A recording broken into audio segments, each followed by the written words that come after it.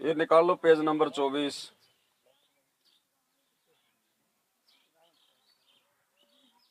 बंदी छोड़ सतगुरु रामपाल जी भगवान की जय हो। बंदी छोड़ सतगुरु रामपाल जी भगवान की जय हो। बंदी छोड़ सतगुरु रामपाल जी भगवान की जय हो। देखो इस शब्द में परमात्मा ने ये लिखवाया है कि भाई आज इस धरती पे गांव धनाना में, हरियाणा में वो पूर्ण परमात्मा स्वयं प्रकट है, आए हुए हैं। और हे मानव, हे प्राणी, तू क्यों भटक रहा है? भगवान को पहचान, उनका ज्ञान समझ, उनके सत्संग सुन और उस परमेश्वर के चरणों में लग जा। परमात्मा सारे पाप कर्मों का नाश करता है। काहे भटक रहा इंसान, पहचान धनाना वाले को। काहे भटक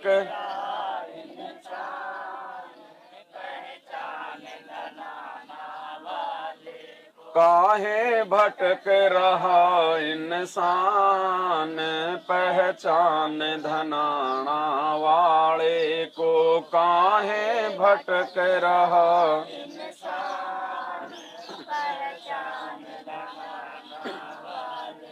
पहचान धनाना वाले को।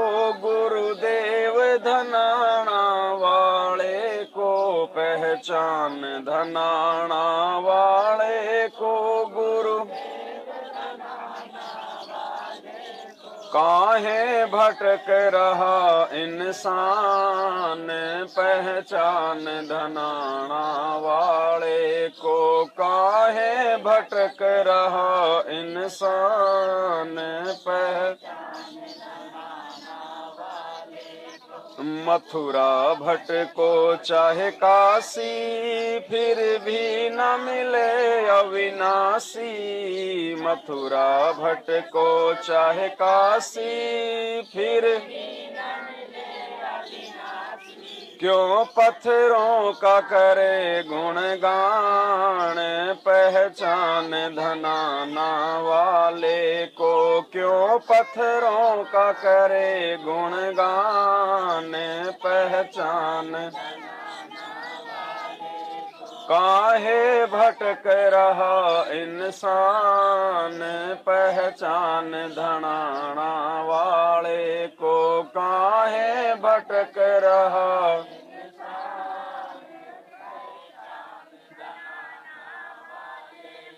पहचान धनाना वाले को। गुरु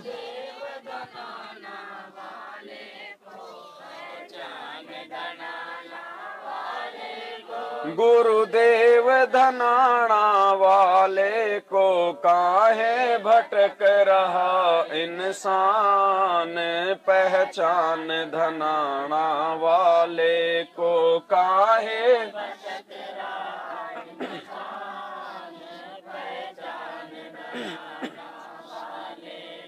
मस्जिद भटको चाहे मंदिर, सतगुरु है घट के अंदर। मस्जिद भटको चाहे मंदिर, सतगुरु है ये जगत का तारनहार। पहचान धनाना वाले को। ये जगत का तारनहार।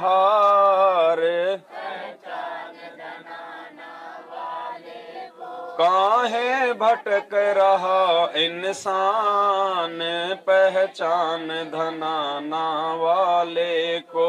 काहे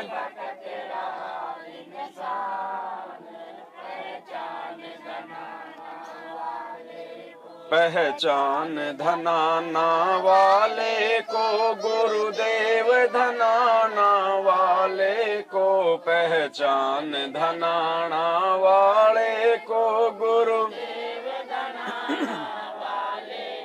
काहे भटक रहा इंसान, पहचान धनाना वाले को। काहे भटक रहा इंसान, पहचान धनाना वाले को। हम ना मुस्लिम ना हिंदू, सब एक पिता के बंधु। हम ना मुस्लिम ना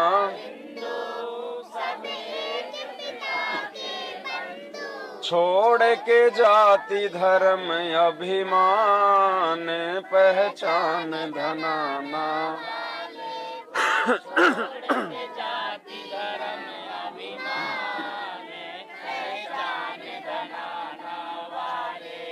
काहे भटक रहा इंसान, पहचान धनाना वाले को। काहे भटक रहा इंसान, पहचान धनाना वाले को। गुरुदेव धनाना वाले को, पहचान धनाना।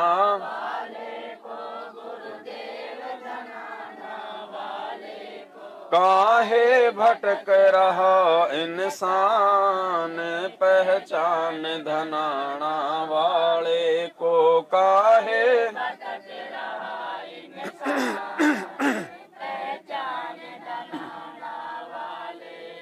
जप कर ले चाहे तप कर ले, चाहे जल गंगा से भर ले। जप कर ले चाहे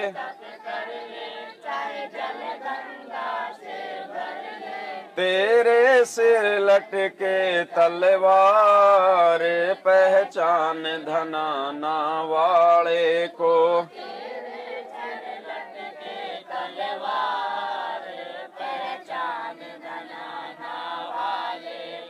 काहे भटक रहा इंसान, पहचान धनाना वाले को। काहे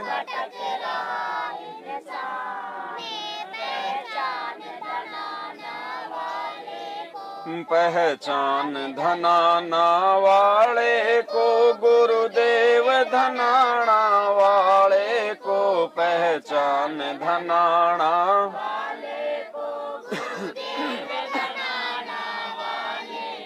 काहे भटक रहा इंसान,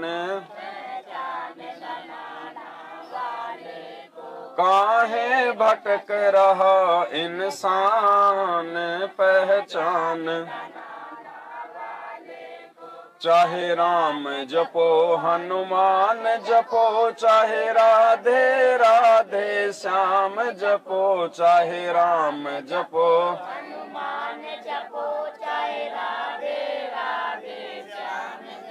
तू भूल गया करतार, पहचान धनाना वाले को। तू भूल गया करतार, पहचान। काहे भटक रहा इंसान, पहचान धनाना वाले को। काहे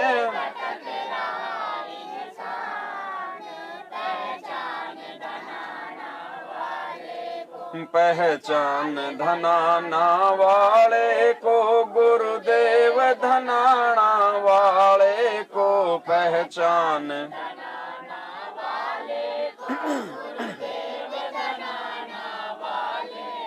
काहे भटक रहा इंसान, पहचान धनाना वाले को। काहे भटक रहा इंसान, तेरे बढ़ रही हारी बीमारी, भटके डॉक्टर सरकारी। तेरे बढ़ रही हारी बीमारी, तेरा घर बन गया शमशान, पहचान धनाना वाले को। तेरा घर बन गया शमशान, काहे भटक रहा इंसान, पहचान धनाना वाले को। काहे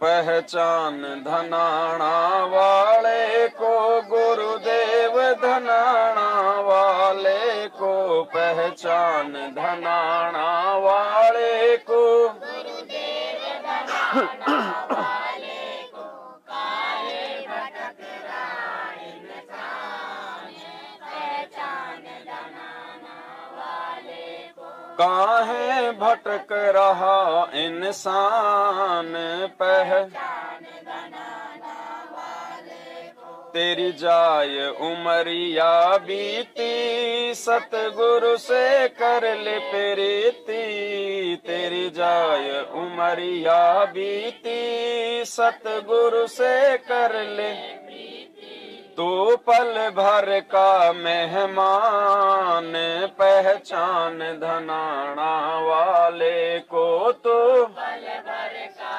मेहमान, पहचान धनाना वाले को, काहे भटक रहा इंसान, पहचान धनाना वाले को, काहे भटक रहा इंसान, पहचान धनाना वाले को, गुरुदेव धनाना वाले को, पहचान धनाना वाले को, काहे भटक रहा इंसान, पहचान धनाना वाले को, काहे भटक रहा इंसान, पहचान धनाना वाले को, थारी साध संगत कर पूजा, मारा और नहीं कोई दूजा, थारी साध संगत कर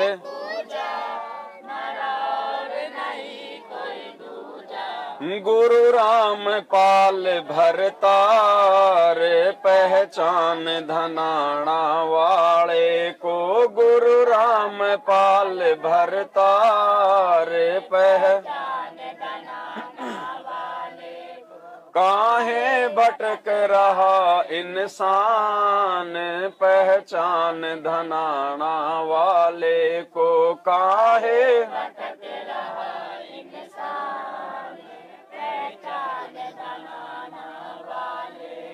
पहचान धनाना वाले को, गुरुदेव धनाना वाले को, पहचान धनाना वाले को, गुरुदेव धनाना वाले को, काहे भटक रहा इंसान, पहचान धनाना वाले को, काहे भटक रहा इंसान, पहचान धनाना वाले को। बंदी छोड़ सतगुरु रामपाल जी भगवान की जय हो, बंदी छोड़ सतगुरु रामपाल जी भगवान की, बंदी छोड़ सतगुरु रामपाल जी भगवान की। तो परमात्मा अपने सत्संगों में जब भी ये होली दीपावली ये त्योहार आते हैं तो बार बार परमात्मा जिक्र करते हैं कि देखो ये दुनिया कैसे लाल मुंह करके बाहर गलियों में कीचड़ में घूम रहे हैं, डोल रहे हैं, शराब पी रहे हैं, कोई होशो हवास ही नहीं है, ना इज्जत का ना बेइज्जती का कोई डर है। और फिर कहते हैं गुरु जी कि हमारे जो बच्चे इस ज्ञान से जो परिचित हो गए, जिनको भगवान की पहचान हो गई और जिनको डर लगने लगा है, वो अपने घर के बंद करके किवाड़ बैठ के परमात्मा का सत्संग सुनते हैं, मालिक की महिमा करते हैं। तो पुण्यात्माओं, ये बदलाव है जो परमपिता परमेश्वर जी के आशीर्वाद से देखने को मिल रहा है। हम भी इंसान हैं, वो भी इंसान है, लेकिन हमारे विचारों में परमात्मा ने रात और दिन का अंतर कर दिया है। और इसी को साध संगत कहते हैं, जो अपने आप को धो मांझ के साफ कर ले। एक और शब्द है परमात्मा का, जब बढ़े काल जुल्माना।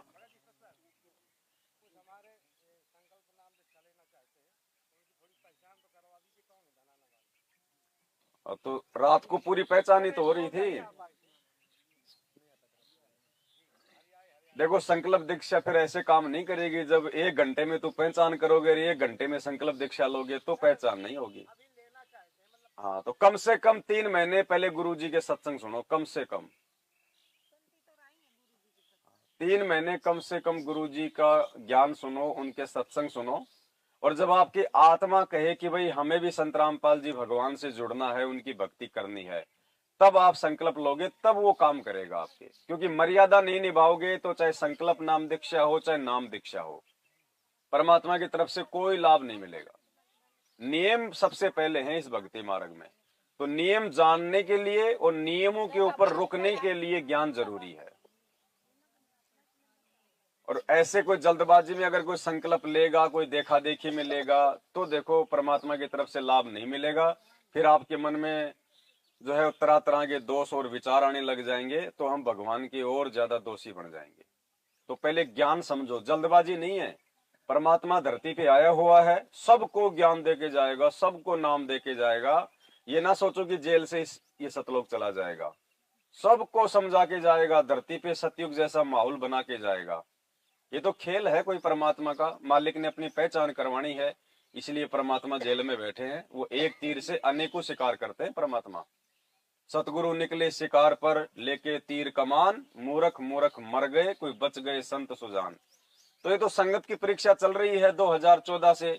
जो मूर्ख हैं वो तो मर जाएंगे, परमात्मा की मर्यादाओं से हटके। मरने का मतलब भगवान से दूर हो जाएंगे। और जो भगवान से दूर हो जाएगा वो तो वैसे मरेगा, वो तो 84 लाख में मरेगा। और कोई बच गए संत सुजान, जो कोई ज्ञानी आत्मा होगी, वो अपनी मर्यादाओं में रह के भगवान को भगवान मान के पाखंड और आडंबरों से दूर रह के अपने आप को बचा लेगी। तो ये जो शब्द है परमात्मा का, जब बढ़े काल जुल्माना, ये उनकी महिमा के लिए जो है ये बनाया गया है।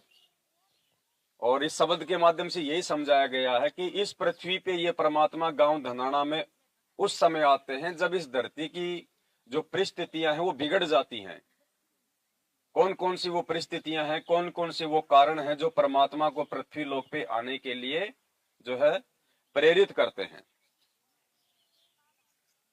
बंदी छोड़ सतगुरु रामपाल जी भगवान की जय हो। बंदी छोड़ सतगुरु रामपाल जी भगवान की जय हो। बंदी छोड़ सतगुरु जब बढ़े काल जुल्माना, तब आवे हैं गुरु जी धनाना। जब बढ़े काल जुल्माना, तब चार वेद पंडित जी भूलें, चार वेद पंडित जी भूलें, कथे ज्ञान मन माना।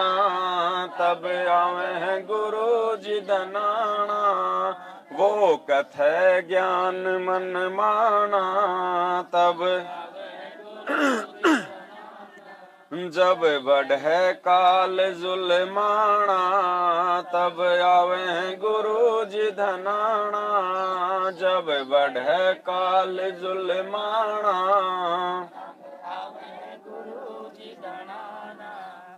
जब इस धरती के ऊपर इस काल भगवान का जो जुल्म है, जब वो हद से ज्यादा बढ़ जाता है, तब वो परमात्मा अपनी आत्माओं को उन संकटों में देख के, उन दुखों में देख के इस पृथ्वी लोक पे एक संत के रूप में आते हैं। और क्या हो जाता है, चार वेद पंडित जी भूले और कथे ज्ञान मन माना। ये ऋषि महर्षि, ये साधु संत महात्मा जो परमात्मा प्राप्ति का ठेका लेके बैठे हैं, शास्त्रों के विपरीत जो सबको ज्ञान दे रहे हैं, सबको भूत प्रेत की योनियों में जाने के लिए जो तैयार कर रहे हैं। तो मुसलमान तो कहते हैं कि हमें अल्लाह का पता है और किसी को नहीं पता। हिंदू कहते हैं हम ही जानते हैं भगवान को और कोई नहीं जानता। और ये मनमाना ज्ञान, अब देखो ये मनमाने रीति रिवाजें, होली दिवाली, ये क्यों शुरू हुए थे, भगवान ने सत्संगों में बताया। अयोध्या वासियों ने ही 2 साल के बाद, जब सीता जी को जंगल में धक्के दे दिए गए थे, अयोध्या वासियों ने ही 2 साल के बाद में दिवाली मनाना छोड़ दिया था। और हम आज तक उसकी पूंछ पकड़ के बैठे हैं। और होली दिवाली रह क्या गई, मनोरंजन का साधन। दारू की बोतलों के ढक्कन खुलते हैं, बेचारे निर्दोष जानवरों की गर्दनें कटती हैं, मांस पकाया जाता है, लड़ाई झगड़े होते हैं, गंदी नाली में पड़े हैं शराब पी के, पता ही नहीं क्या है क्या नहीं है। भाभी जिसको माँ कहा जाता है उसके साथ में होली खेल रहे हैं, पता नहीं कहाँ कहाँ उनके हाथ लगा देते हैं, छेड़खानियां करते हैं। तो परमात्मा कहते हैं जब ये मनमाना आचरण हो जाता है और फिर वो पंडित लोग फिर होली दिवाली को पूजा पाठ करवाते हैं, बताओ ये कौन सा विधान है। तो मालिक कहते हैं कि हिंदू तो भगवान को भूल गए, मुसलमान उस अल्लाह को भूल जाते हैं, तब वो परमात्मा याद दिलाने के लिए आता है कि तुम कौन सी दिशा में जा रहे हो, भगवान को भूल के। मुसलमान अल्लाह को भूले, मुसलमान अल्लाह को भूले, हिंदू भूले भगवाना, तब आवे हैं गुरु जी। हिंदू भूले भगवाना, तब आवे हैं गुरु जी धनाना, जब बढ़े काल जुल्माना, तब जब बढ़े काल जुल्माना, तब धर्म की हानि सब मन मानी, धर्म की हानि चले काल फुरमाना, तब आवे हैं गुरु जी धनाना, चले काल फुरमाना, तब जब बढ़े काल जुल्माना, तब आवे हैं गुरु जी धनाना, जब बढ़े काल जुल्माना। धर्म की हानि सब मनमानी और चले काल फुरमाना। आज देख लो इस धरती पे यही हो रहा है। भगवान तो निर्दोष नहीं हो सकता, जीव तो चलो झूठा हो सकता है, दोषी हो सकता है, उससे लाख गलतियां हो सकती हैं, लेकिन भगवान तो ऐसा नहीं कर सकता। अरे वे तो परमार्थ के लिए आते हैं, निस्वार्थ भाव से सेवा करते हैं, अपना काम करते हैं, आत्माओं को सत भक्ति मार्ग पे लगाते हैं, और उन भगवान को भी आज जेल में बैठा दिया गया है मनमाने आचरण के चलते, मनमानियों के चलते। तो यहाँ पे धर्म की हानि हो चुकी है, किसी को कोई डर है ही नहीं भगवान का, दया धर्म है ही नहीं, सोच विचार है ही नहीं। चारों तरफ यहाँ पे मनमानियां हो रही हैं, जनता दुखी है, सरकारें अपनी मनमानियां कर रही हैं, जो पैसे वाला व्यक्ति है वो गरीबों पे अपनी मनमानियां करता है। उस समय फिर ये परमात्मा गांव धनाना जिला सोनीपत हरियाणा में अपनी आत्माओं को राहत देने के लिए, उनको उन दुखों और संकटों से उबारने के लिए एक आम व्यक्ति की तरह, आप और हमारी तरह ये प्रकट होते हैं। एक मुंह बोला जो है ये माता पिता बनाते हैं, एक नकली ये परिवार बनाते हैं, ये समझाने के लिए, ये बताने के लिए। देखो उस भगवान को इस काललोक में आके परिवार बसाने की जरूरत नहीं है, जिसका परिवार सतलोक में हो। इतना सुंदर लोक है, उस सुंदर लोक को छोड़ के क्या भगवान इस नासवान लोक में एक परिवार बसाने के लिए आएगा क्या? बाल बच्चे पैदा करने के लिए आएगा क्या वो परमात्मा? वो केवल इसलिए एक परिवार में आने की लीला करता है, वो भूमिका करता है, एक नकली परिवार बनाता है, क्योंकि ये जो पंडित लोग हैं, जो ये काजी मुल्ला लोग हैं, जिन्होंने पूरे भगत समाज को ये भ्रमित कर रखा होता है कि भक्ति तो केवल कोई ब्रह्मचारी कर सकता है, गृहस्थी आदमी भक्ति नहीं कर सकता। तो परमात्मा इस धारणा को तोड़ने के लिए कि भाई हम मोक्ष प्राप्त करेंगे, ये भक्ति है और ये शास्त्रों में प्रमाण है। और आज से पहले हमारे गरीबदास जी ने भी मोक्ष प्राप्त किया, दादू जी ने भी किया और नानक जी ने भी किया, वो भी तो गृहस्थी थे। हम राम और श्री कृष्ण जी की जो है वो पूजा करते थे, अरे वो भी तो गृहस्थी थे, वो भी तो घरबारी थे, भूल क्यों गए तुम? जब वो मोक्ष प्राप्त कर सकते हैं तो तुम क्यों नहीं कर सकते बाल बच्चों के साथ में? ये तो राम नाम के लड्डू हैं, सब खाओ मिलके। तो परमात्मा इस धारणा को तोड़ने के लिए इस काल लोक में एक परिवार बसाते हैं, झूठा परिवार। और फिर वो परमात्मा जो है एक कुल के अंदर आता है, वो चाहे यादव कुल हो, चाहे जाट कुल हो, चाहे धानक कुल हो, कोई भी कुल हो। क्यों आता है परमात्मा? ये भगवान भी चाहता तो राम और कृष्ण की तरह छत उसमें जो है ब्राह्मण कुल में आ जाता, लेकिन ये परमात्मा केवल जाट कुल में क्यों आया, छत्री कुल में क्यों आया? इसका भी एक रीजन है, क्योंकि हमारे समाज में ब्राह्मणों को सबसे ज्यादा और विशेष महत्व दिया जाता है। ब्राह्मण यानी जो पंडित हैं, जो गुरुजन हैं, ये भाई ज्ञान सुनने का और सुनाने का अधिकार केवल जो है वो पंडितों को है, वो ब्राह्मणों को है। ब्राह्मणों के अलावा ज्ञान नहीं हो सकता। ये ब्रह्मा जी के वंशज हैं, इन्हीं को वेद पढ़ने का और वेदों का ज्ञान ग्रहण करने का अधिकार है। ये दुनिया का मोक्ष करते हैं, और जो गुरु पद है केवल ब्राह्मण ही प्राप्त कर सकते हैं। तो इस धारणा को तोड़ने के लिए परमात्मा इस ब्राह्मण कुल में ना आके और एक जाट कुल में आए। और जाट कुल में क्यों आए? क्योंकि समाज में एक धारणा है कि जाटों की बुद्धि जो होती है वो घुटनों में होती है, जाट का दिमाग होता है वो घुटने में होता है। हालांकि ये मतलब ये मनमुखी सोच है, ऐसा कुछ नहीं है। लेकिन परमात्मा जानबूझ के जाट कुल में आए कि देखो भाई, जिसकी बुद्धि घुटने में होती है आज वो पूरी दुनिया को ज्ञान समझा रहा है, पूरी दुनिया का मोक्ष करवाएगा वो। इन वेदों को, शास्त्रों को, जिनकी बुद्धि में बुद्धि होती है, जिनके सिर में बुद्धि होती है, ब्राह्मणों के तुम मानते हो, वो भी नहीं समझ पाए। और तुम कहते हो ना कि भाई जाट की बुद्धि उसके घुटने में होती है, देख लो वो आज पूरी दुनिया को ये वेद समझा रहा है। तो इस धारणा को तोड़ने के लिए परमात्मा जानबूझ के जाट परिवार में आए हैं, वरना उनको आवश्यकता नहीं होती है। भगवान कहते हैं, जात न पूछो साधु की, पूछ लीजिए ज्ञान, मोल करो तलवार का और पड़ी रहने दो म्यान। तो हमने इन चीजों को ज्ञान आधार से समझना है। अगर कोई जाट परिवार से हो, भाई बहन कोई भगत हो, तो इस बहम में ना रहे कि गुरुजी तो हमारे जाट समाज में आए हैं। ये सबसे बड़ी भूल हो जाएगी, ध्यान रखना। ये परमात्मा ने नहीं बनाया ये जाट पाट खाट ये जातियां। परमात्मा तो इनको तोड़ने के लिए आए हैं, सत्यानाश करने के लिए आए हैं इन धर्म का और जातियों का। कर्म कांड और करते पाखंड, कर्म कांड और करते पाखंड, ये पहन के भगवा बाणा, तब आवे गुरु जी धनाना। ये पहन के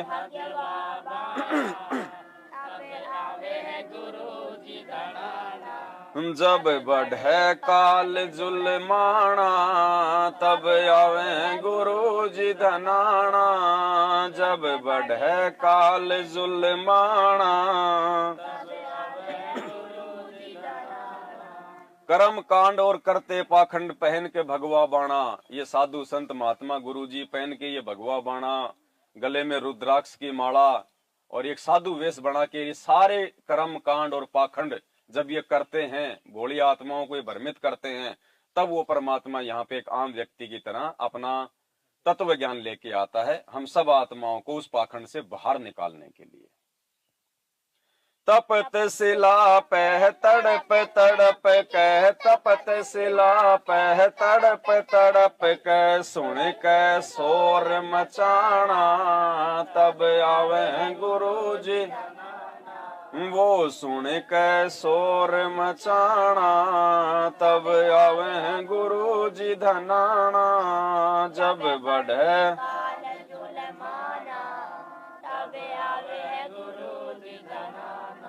जब बढ़े काल जुलमाना, तब आवे गुरु जी। तपतशिला पे तड़प तड़प के सुन के शोर मचाना, जब ये काल भगवान हम आत्माओं को तपतशिला पे भून भून के खाता है, उस समय हमारे को उस परमात्मा की याद आती है, रोते हैं, चीखते हैं, चिल्लाते हैं, तब वो परमात्मा, वो दयालु मालिक, उनसे देखा नहीं जाता है हमारी वो पुकार, वो चित्कार, वो दर्द। अरे हमारे बच्चे का अगर एक उंगली भी अगर गरम गरम तवे पे लग जाए और वो रोता है तो माँ बाप का कालजा धर हो जाता है। और वहां तो पता नहीं वो घंटों घंटों 24-24 घंटे आत्माओं को भून भून के खाता है, और इतना ज्यादा वहां पे दुखी होती है जिसकी कोई हद नहीं है। तो वो दयालु परमात्मा हम दुखी आत्माओं को देख के फिर आता है इस काललोक में, गांव धनाना में, हमें समझाने के लिए। इस कलयुग की पिछली पीढ़ी में देखो, आता तो परमात्मा चारों युगों में बहुत बार है, और वो तो हमेशा ही रहता है यहाँ पे किसी न किसी साधु संत और महात्मा के रूप में। अगर वो परमात्मा अगर इस पृथ्वी पे ना रहे, अगर उनके चरण कमल अगर इस धरती पे एक सेकंड के लिए भी ना रहे, तो यहाँ पे काल भगवान ये जुल्म ढा दे। परमात्मा कहते हैं, आग लगी है आकाश में और झड़ झड़ पड़े अंगार, संत ना होते धरती पे तो जल मरता संसार। तो वो परमात्मा किसी न किसी रूप में रहता है, लेकिन वर्तमान में ये मोक्ष का टाइम है, ये पिछली पीढ़ी है, इसलिए साक्षात वो परमात्मा अपने वास्तविक रूप में, अपने असली रूप में, सतगुरु रामपाल जी के स्वरूप में गांव धनाना, जिला सोनीपत, हरियाणा में 8 सितंबर 1951 से प्रकट है। जुल्म काल का देख गुरु जी, जुल्म काल का देख गुरु जी, हंसों को काग बनाना, तब आवे गुरु जी धनाना, हंसों को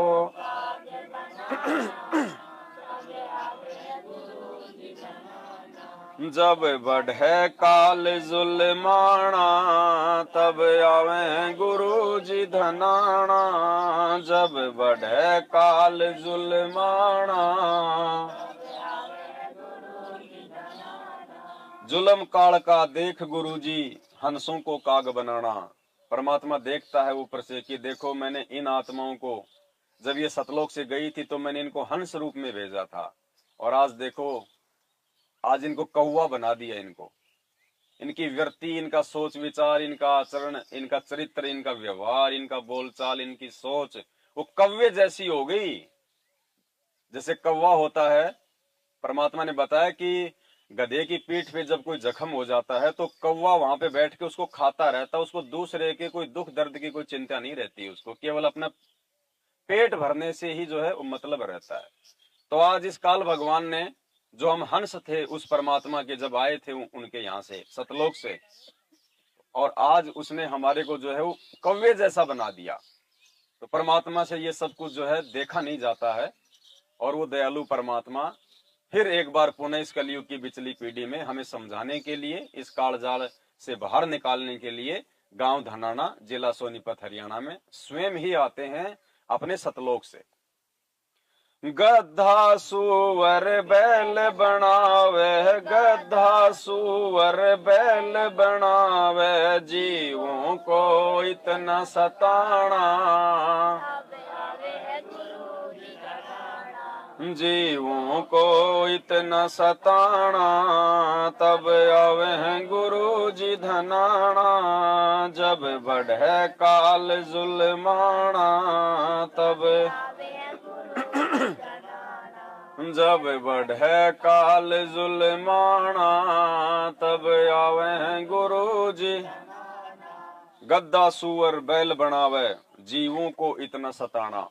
84 लाख योनियों में डाल के तरह तरह के जो है वो दुख, वो कष्ट हमारे को दिए जाते हैं। अब मानव शरीर में तो हम लोग कितने आराम से रहते हैं, एसी में सोते हैं, गाड़ियों में चलते हैं, सारी सुख सुविधा भोगते हैं, और 84 में जाते वो हमारे को बैल बना देता है। फिर हमारे ऊपर 10, 15, 20 क्विंटल माल ढोके, और फिर नहीं चलेंगे तब पीछे से हंटरे मारे जाएंगे। तो वो परमात्मा जब ऊपर से देखता है अपने बच्चों की ये हालत, तो बड़ा दुखी होता है। जैसे कोई विदेश कमाने चला जाता है किसी का बेटा, और यहाँ से तो उसको कह दिया कि तेरे को वहां पे मैनेजर बनाएंगे और 1 लाख रुपया तेरी तनख्वाह महीने की, और वहां जाने के बाद में फिर उसको ऊंट चराने के लिए भेज दिया जाता है वहां दुबई में, वहां पे सऊदी में। फिर उधर से वो फोन करता है कि रोता है फिर वो कि बापूजी मेरे साथ तो धोखा कर दिया, और मेरे को तो यहाँ पे ऊंट चरवाए जा रहे हैं, टाइम पे खाना भी नहीं दिया जा रहा। फिर वो माँ बाप दुखी होते हैं, उस एजेंट के पास जाते हैं, उसके ऊपर मुकदमा करेंगे, 100 प्रकार के झंझट। उधर से वो दुखी, इधर से माँ बाप दुखी, पैसों के चक्कर में, लालच में। अरे जिस भगवान ने जन्म दे दिया, क्या वो हमारे को भूखा मरना देगा क्या? रोटी की व्यवस्था भगवान हमारे जन्म से पहले करता है। परमात्मा कहते हैं पो पाटी पगड़ा भया और जागी जिया जून, सब काओं को देत है वो चोंच समाना चून। चीटी को कण हाथी को मन वो परमात्मा ही देता है।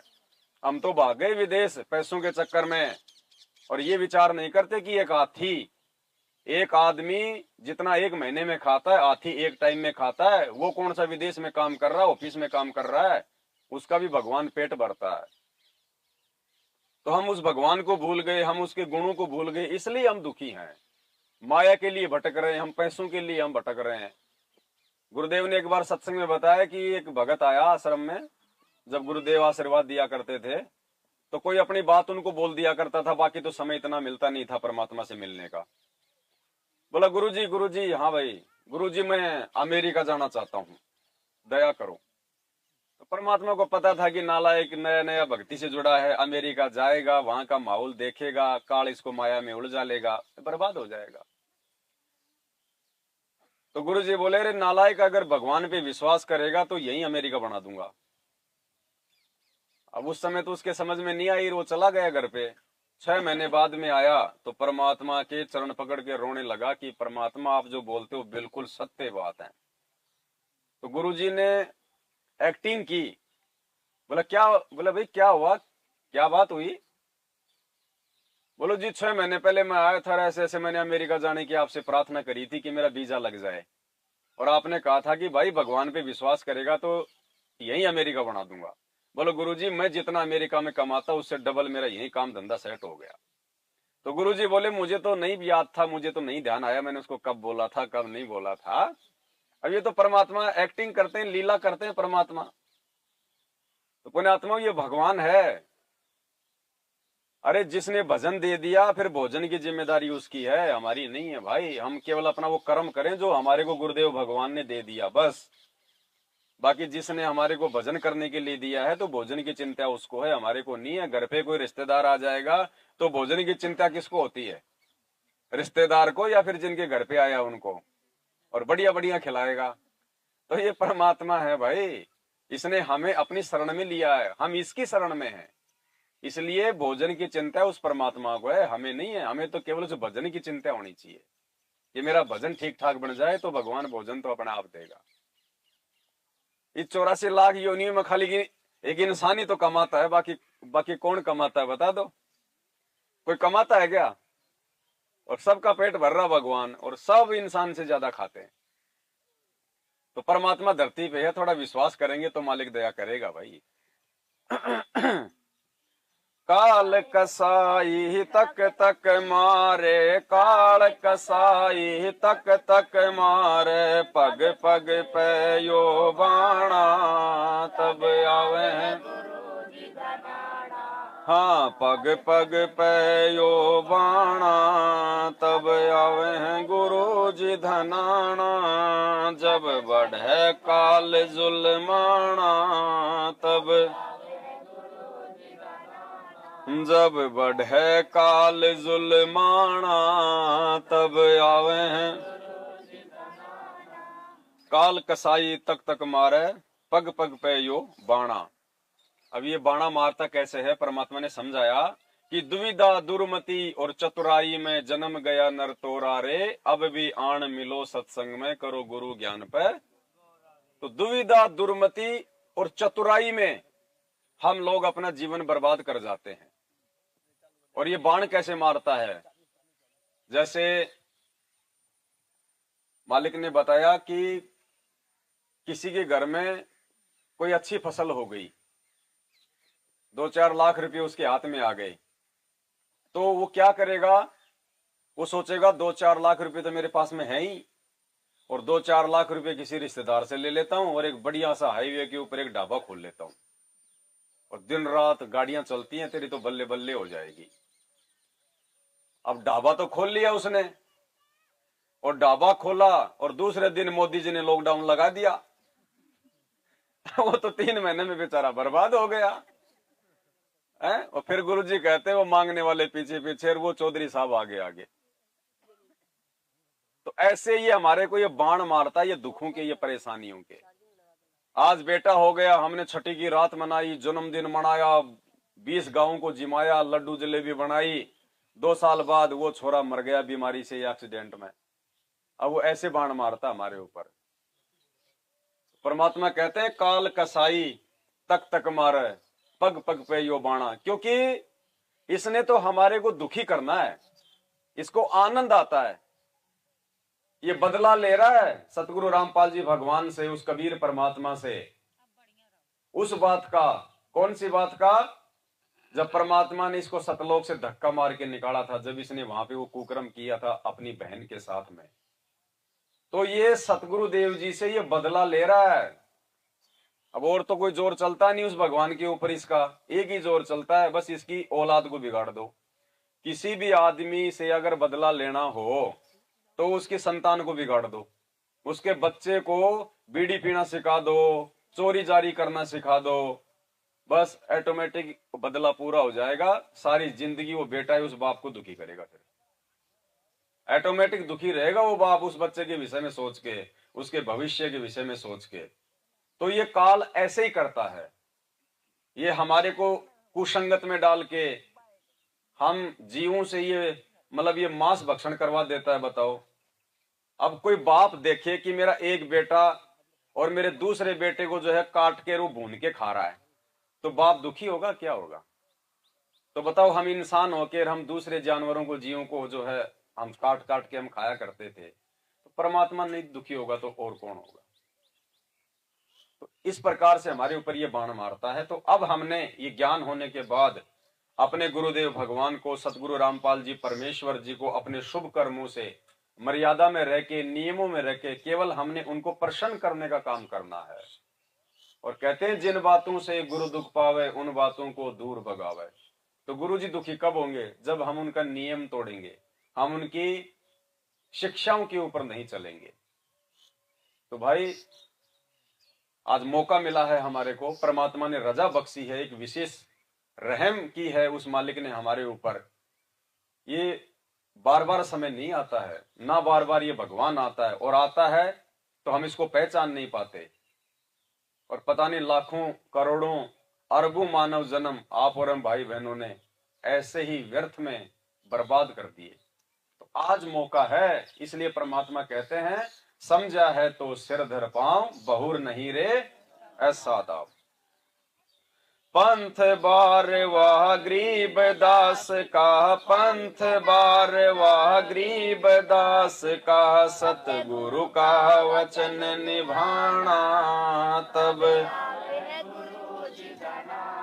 सतगुरु का वचन निभाना तब आवे गुरु जी धनाना।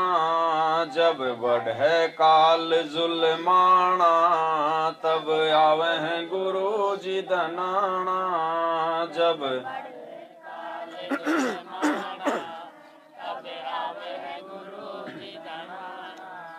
पंथ बारवा गरीब दास का, सतगुरु का वचन निभाना।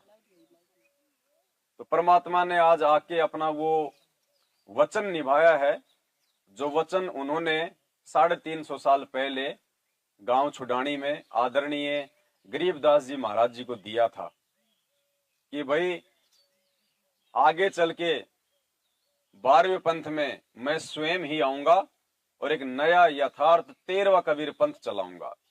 सभी पंथों को मिटा के केवल एक ही ज्ञान होगा, एक ही धर्म होगा, एक ही विधान होगा। पंथ 12वां हम ही चलावें और सब पंथों को मिटा के एक पंथ चलावें। तो आज वो परमात्मा अपने उस वचन को निभाने के लिए 12वें पंथ में स्वयं ही आ चुका है। क्योंकि जिस समय ये 12वां पंथ चल रहा था और 12वें पंथ के अंतिम गुरु हमारे दादा गुरुदेव थे आदरणीय रामदेवानंद जी, उस समय ये परमात्मा 17 फरवरी 1988 को उनको अपना मुंह बोला गुरु बनाते हुए, एक लीला करते हुए उन्होंने इस 12वें पंथ में एंट्री की और इस वाणी के अनुसार उन्होंने अपना वचन निभाया।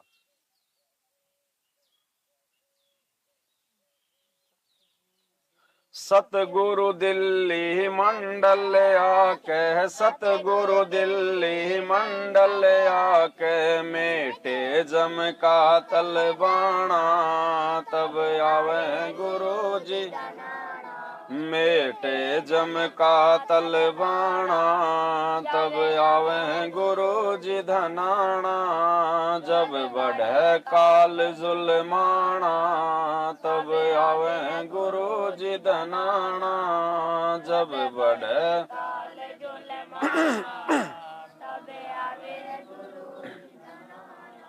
सतगुरु दिल्ली मंडल आके, मेटे जम का तलवाना।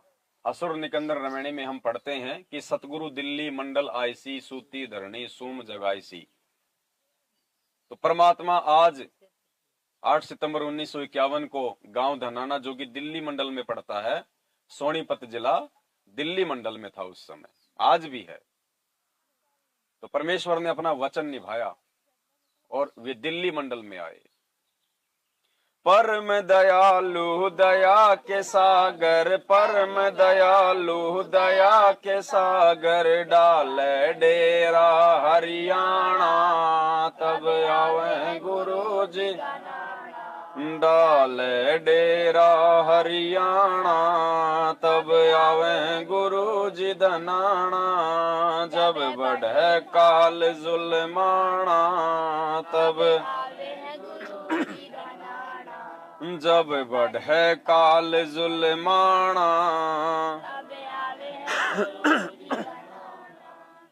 परम दयालु दया के सागर, डाले डेरा हरियाणा। एक सत्संग में परमात्मा ने बताया था कि जब भी ये बिजली पीढ़ी का समय आता है तो वो कबीर परमात्मा हरियाणा में ही आके प्रकट होता है। ये परमात्मा ने एक जगह बना रखी अपनी निश्चित। हर कलयुग की बिजली पीढ़ी में परमात्मा हरियाणा में ही प्रकट होते हैं। संत रामपाल जी भगवान के रूप और स्वरूप और नाम से ही प्रकट होते हैं। एक सत्संग में बताया था गुरुदेव ने कि बच्चों, चाहे तो तुम इस जन्म में अपना मोक्ष करवा लेना, चाहे किसी और जन्म में, अगर तुम्हारा सूत बैठ जाए तो, अगर तुम्हारा दाव लग जाए किसी और जन्म में, लेकिन मार्ग यही है। और क्या कहा था गुरुजी ने कि ये तो भक्ति मिलेगी, यही मंत्र रहेंगे और ये नियम रहेंगे, यही रामपाल रहेगा। तुम्हारी जब इच्छा हो तब अपना मोक्ष करवा लेना, अगर दोबारा तुम्हारा सूत बैठ जाए तो। बाकी इतनी जल्दी सूत बैठता नहीं है। तो ये स्वयं ये परमात्मा है। हर कलयुग की बिचली पीढ़ी में ये अपने रामपाल नाम से और गांव धनाना में ही ये प्रकट होते हैं। और ये संघर्ष थोड़े दिनों का है। आप और हम तो क्या संघर्ष करेंगे, हम तो जानते नहीं संघर्ष होता क्या है। संघर्ष तो वो भगवान कर रहा है। अरे हम तो अपने स्वार्थ के लिए संघर्ष करेंगे, अगर संघर्ष भी करेंगे तो, क्योंकि हमारा सबसे बड़ा स्वार्थ है आत्म कल्याण। अगर हमें मोक्ष ना मिलना हो इस भक्ति से, कौन बैठ के यहाँ पे हलवा चाटेगा? कोई नहीं आएगा। अपने घर पे बना के खा लेंगे। 250-250, 500 रुपया, 1000 रुपया, 2000 रुपया ट्रेनों की टिकट दे के कोई नहीं आएगा, अगर स्वार्थ ना हो तो हमारा तो स्वार्थ है ये भक्ति करने का भी, लेकिन भगवान का क्या स्वार्थ है भाई? वो तो परमार्थ के लिए निस्वार्थ भाव से 28 साल से सेवा दे रहा है। गांव गांव जाके लोगों की गालियां खाना, लोगों के लठ खाना और 2-2 बार की जेल, इसको कहते हैं भगवान के गुण। जीव नहीं कर सकता ये काम। तो ये दयालु है, ये परम दयालु है ये परमात्मा। तो हमने भी अब इसकी दयालुता का भरपूर फायदा उठाना है, वरना बाद में मौका नहीं मिलेगा। कल को 84 में चले गए, गद्दे कुत्ते सुअर बन गए, फिर ना तो राम की पहचान होगी, ना श्री कृष्ण की, ना संत रामपाल जी भगवान की। आज पता है कौन भगवान है, क्या भक्ति है, क्योंकि भगवान ने हमारे को मानव शरीर दिया है और ऊपर से अपना तत्व ज्ञान दे दिया। बाकी तो मालिक ने कह दिया कि मात पिता मिल जाएंगे 184 माए, सतगुरु की सेवा और भक्ति फेर मिलन की। जब समझ में नहीं आएगी तो मिलेगी क्या? आज ये जितने भी कुत्ते सुअर, ये गधे बैल भैंस, इनसे पूछो कि राम कौन है, श्री कृष्ण कौन है, चाहे 24 घंटे उसके कान के पास लगा दो माइक, फिर भी नहीं बता पाएगी, ना वो समझ पाएगी, क्योंकि वो भोग योनि है। एक बार काल जब 84 में डाल देगा तो फिर समझ में नहीं आएगी। फिर तो केवल वो कर्म भोगना है, वो दंड भोगने केवल हमारे को। तो आज मौका है। और एक शब्द हम सभी भाई बहन गाया करते थे परमात्मा का, अब भी जो है हम गाते ही हैं कि मन मान जब बुढ़ापा आवेगा, मन मान जब बुढ़ापा, और बिना भजन तेरी होवे दुर्गति, तू पड़या पड़या पछतावेगा। उसके लास्ट की चौपाई में परमात्मा, क्योंकि हर शब्द के लास्ट में गुरुदेव एक संकेत करते हैं अपने विषय में, तो उसके लास्ट की चौपाई में क्या है?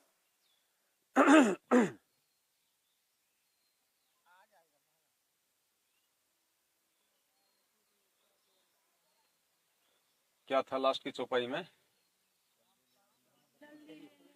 हाँ, भाई जल्दी ले ले नाम गुरु का, तुझे मनुष्य जन्म मिल जावेगा।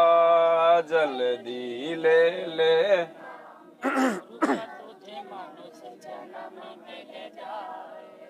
राम पाल तेरा सतगुरु बन के फिर भक्ति दर डावेगा, मन मान जा बुढ़ापा आवेगा, मन मान जा बुढ़ापा आवेगा, मन मान जा बुढ़ापा।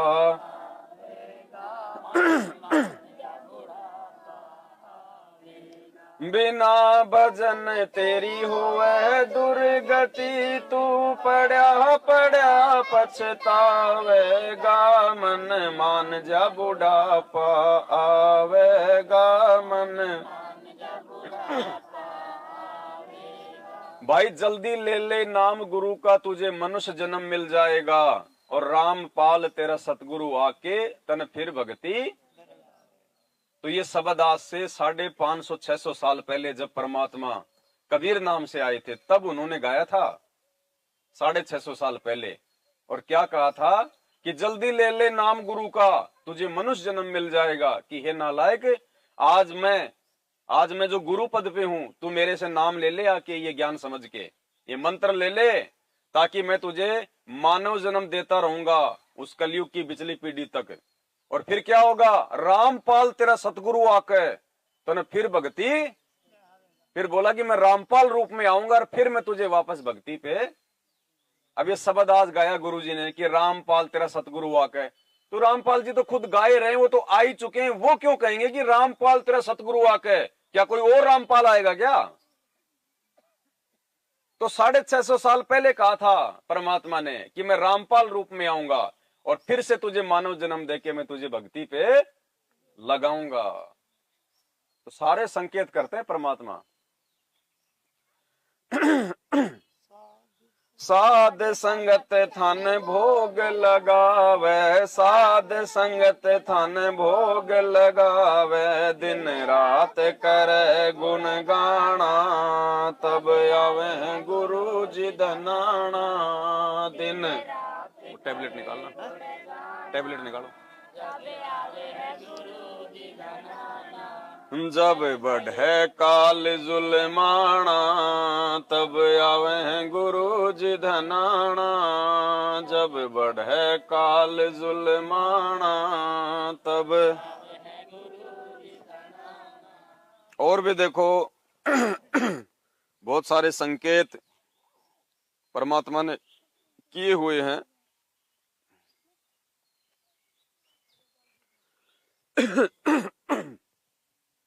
देखो एक सत्संग में गुरुजी ने बिल्कुल साफ साफ कहा है कि आज से 650 साल पहले जब मैं धानक रूप में आया था काशी में, कबीर रूप में। क्या कह रहे हैं गुरुजी? आज से 650 साल पहले। अपने आत्मा विचार करो, ये बात केवल गुरुजी आज ही कह सकते हैं, क्योंकि 650 साल तो आज के समय से हो रहे हैं। अगर 350 साल पहले कोई ये कहे कि ये तो कबीर जी ने गरीबदास जी को कहा था, तो गरीबदास जी तो 350 साल पहले आए थे, और गरीबदास जी के समय में वो काशी वाला समय केवल 250 साल का ही अंतराल था, क्योंकि अर्जुन सर्जुन थे उस समय और उनकी 250 साल की उम्र कर दी थी परमात्मा ने, तो 250 साल का ही समय था वो तो। लेकिन आज हो रहा है वो 600 साल का समय, और बीच में कोई संत आए नहीं कोई ऐसा। तो गुरुदेव क्या कह रहे हैं सत्संग में कि जब मैं आज से 600 साल पहले काशी में धानक रूप में आया था, तो गुरुदेव स्वयं संकेत कर रहे हैं कि मैं कबीर हूं। आज से जोर दे के बोल रहे हैं गुरुजी 2 बार, आज से ऐसे, ताकि इन मूर्खों की बुद्धि खुले।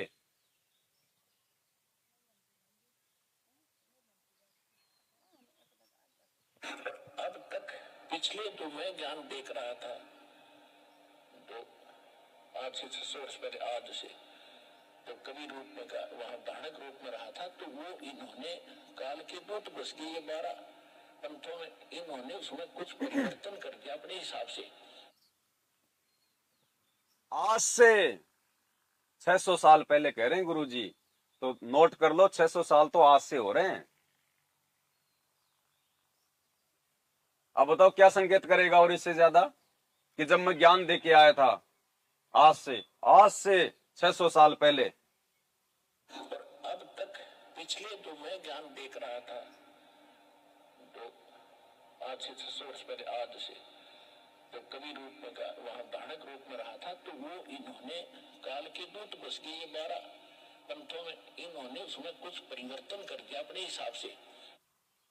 और तो कोई समय है ही नहीं।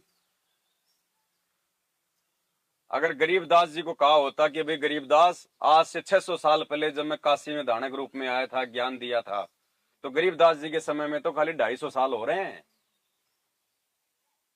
तो 600 तो आज से हो रहे हैं, आज से। और गुरु जी कह रहे हैं जब मैं गया था काशी में दानक रूप में, आज से 600 साल पहले जब ज्ञान दे के आया था। लेकिन भाई ये चीजें उसी के हृदय में समाएंगी जो गुरु मुखी होंगे और जो अधिकारी अंश होंगे परमात्मा के। देखो हम सात संगतों में आ रहे हैं, बहुत अच्छी बात है, बाकी आत्माओं से तो लाख गुना अच्छे हैं, लेकिन यहां भी छटनियां होती रहेंगी, क्योंकि जो आत्मा अपने गुरु को भगवान नहीं मानेगी, पर वो आत्मा उनको सात्संगति में भी नहीं टिकने देगा, वो भक्ति के लायक नहीं है। परमात्मा किसी न किसी बहाने से उनको निकालेगा। तो कोशिश करो भाई इस परमात्मा के चरणों में पड़े रहने की।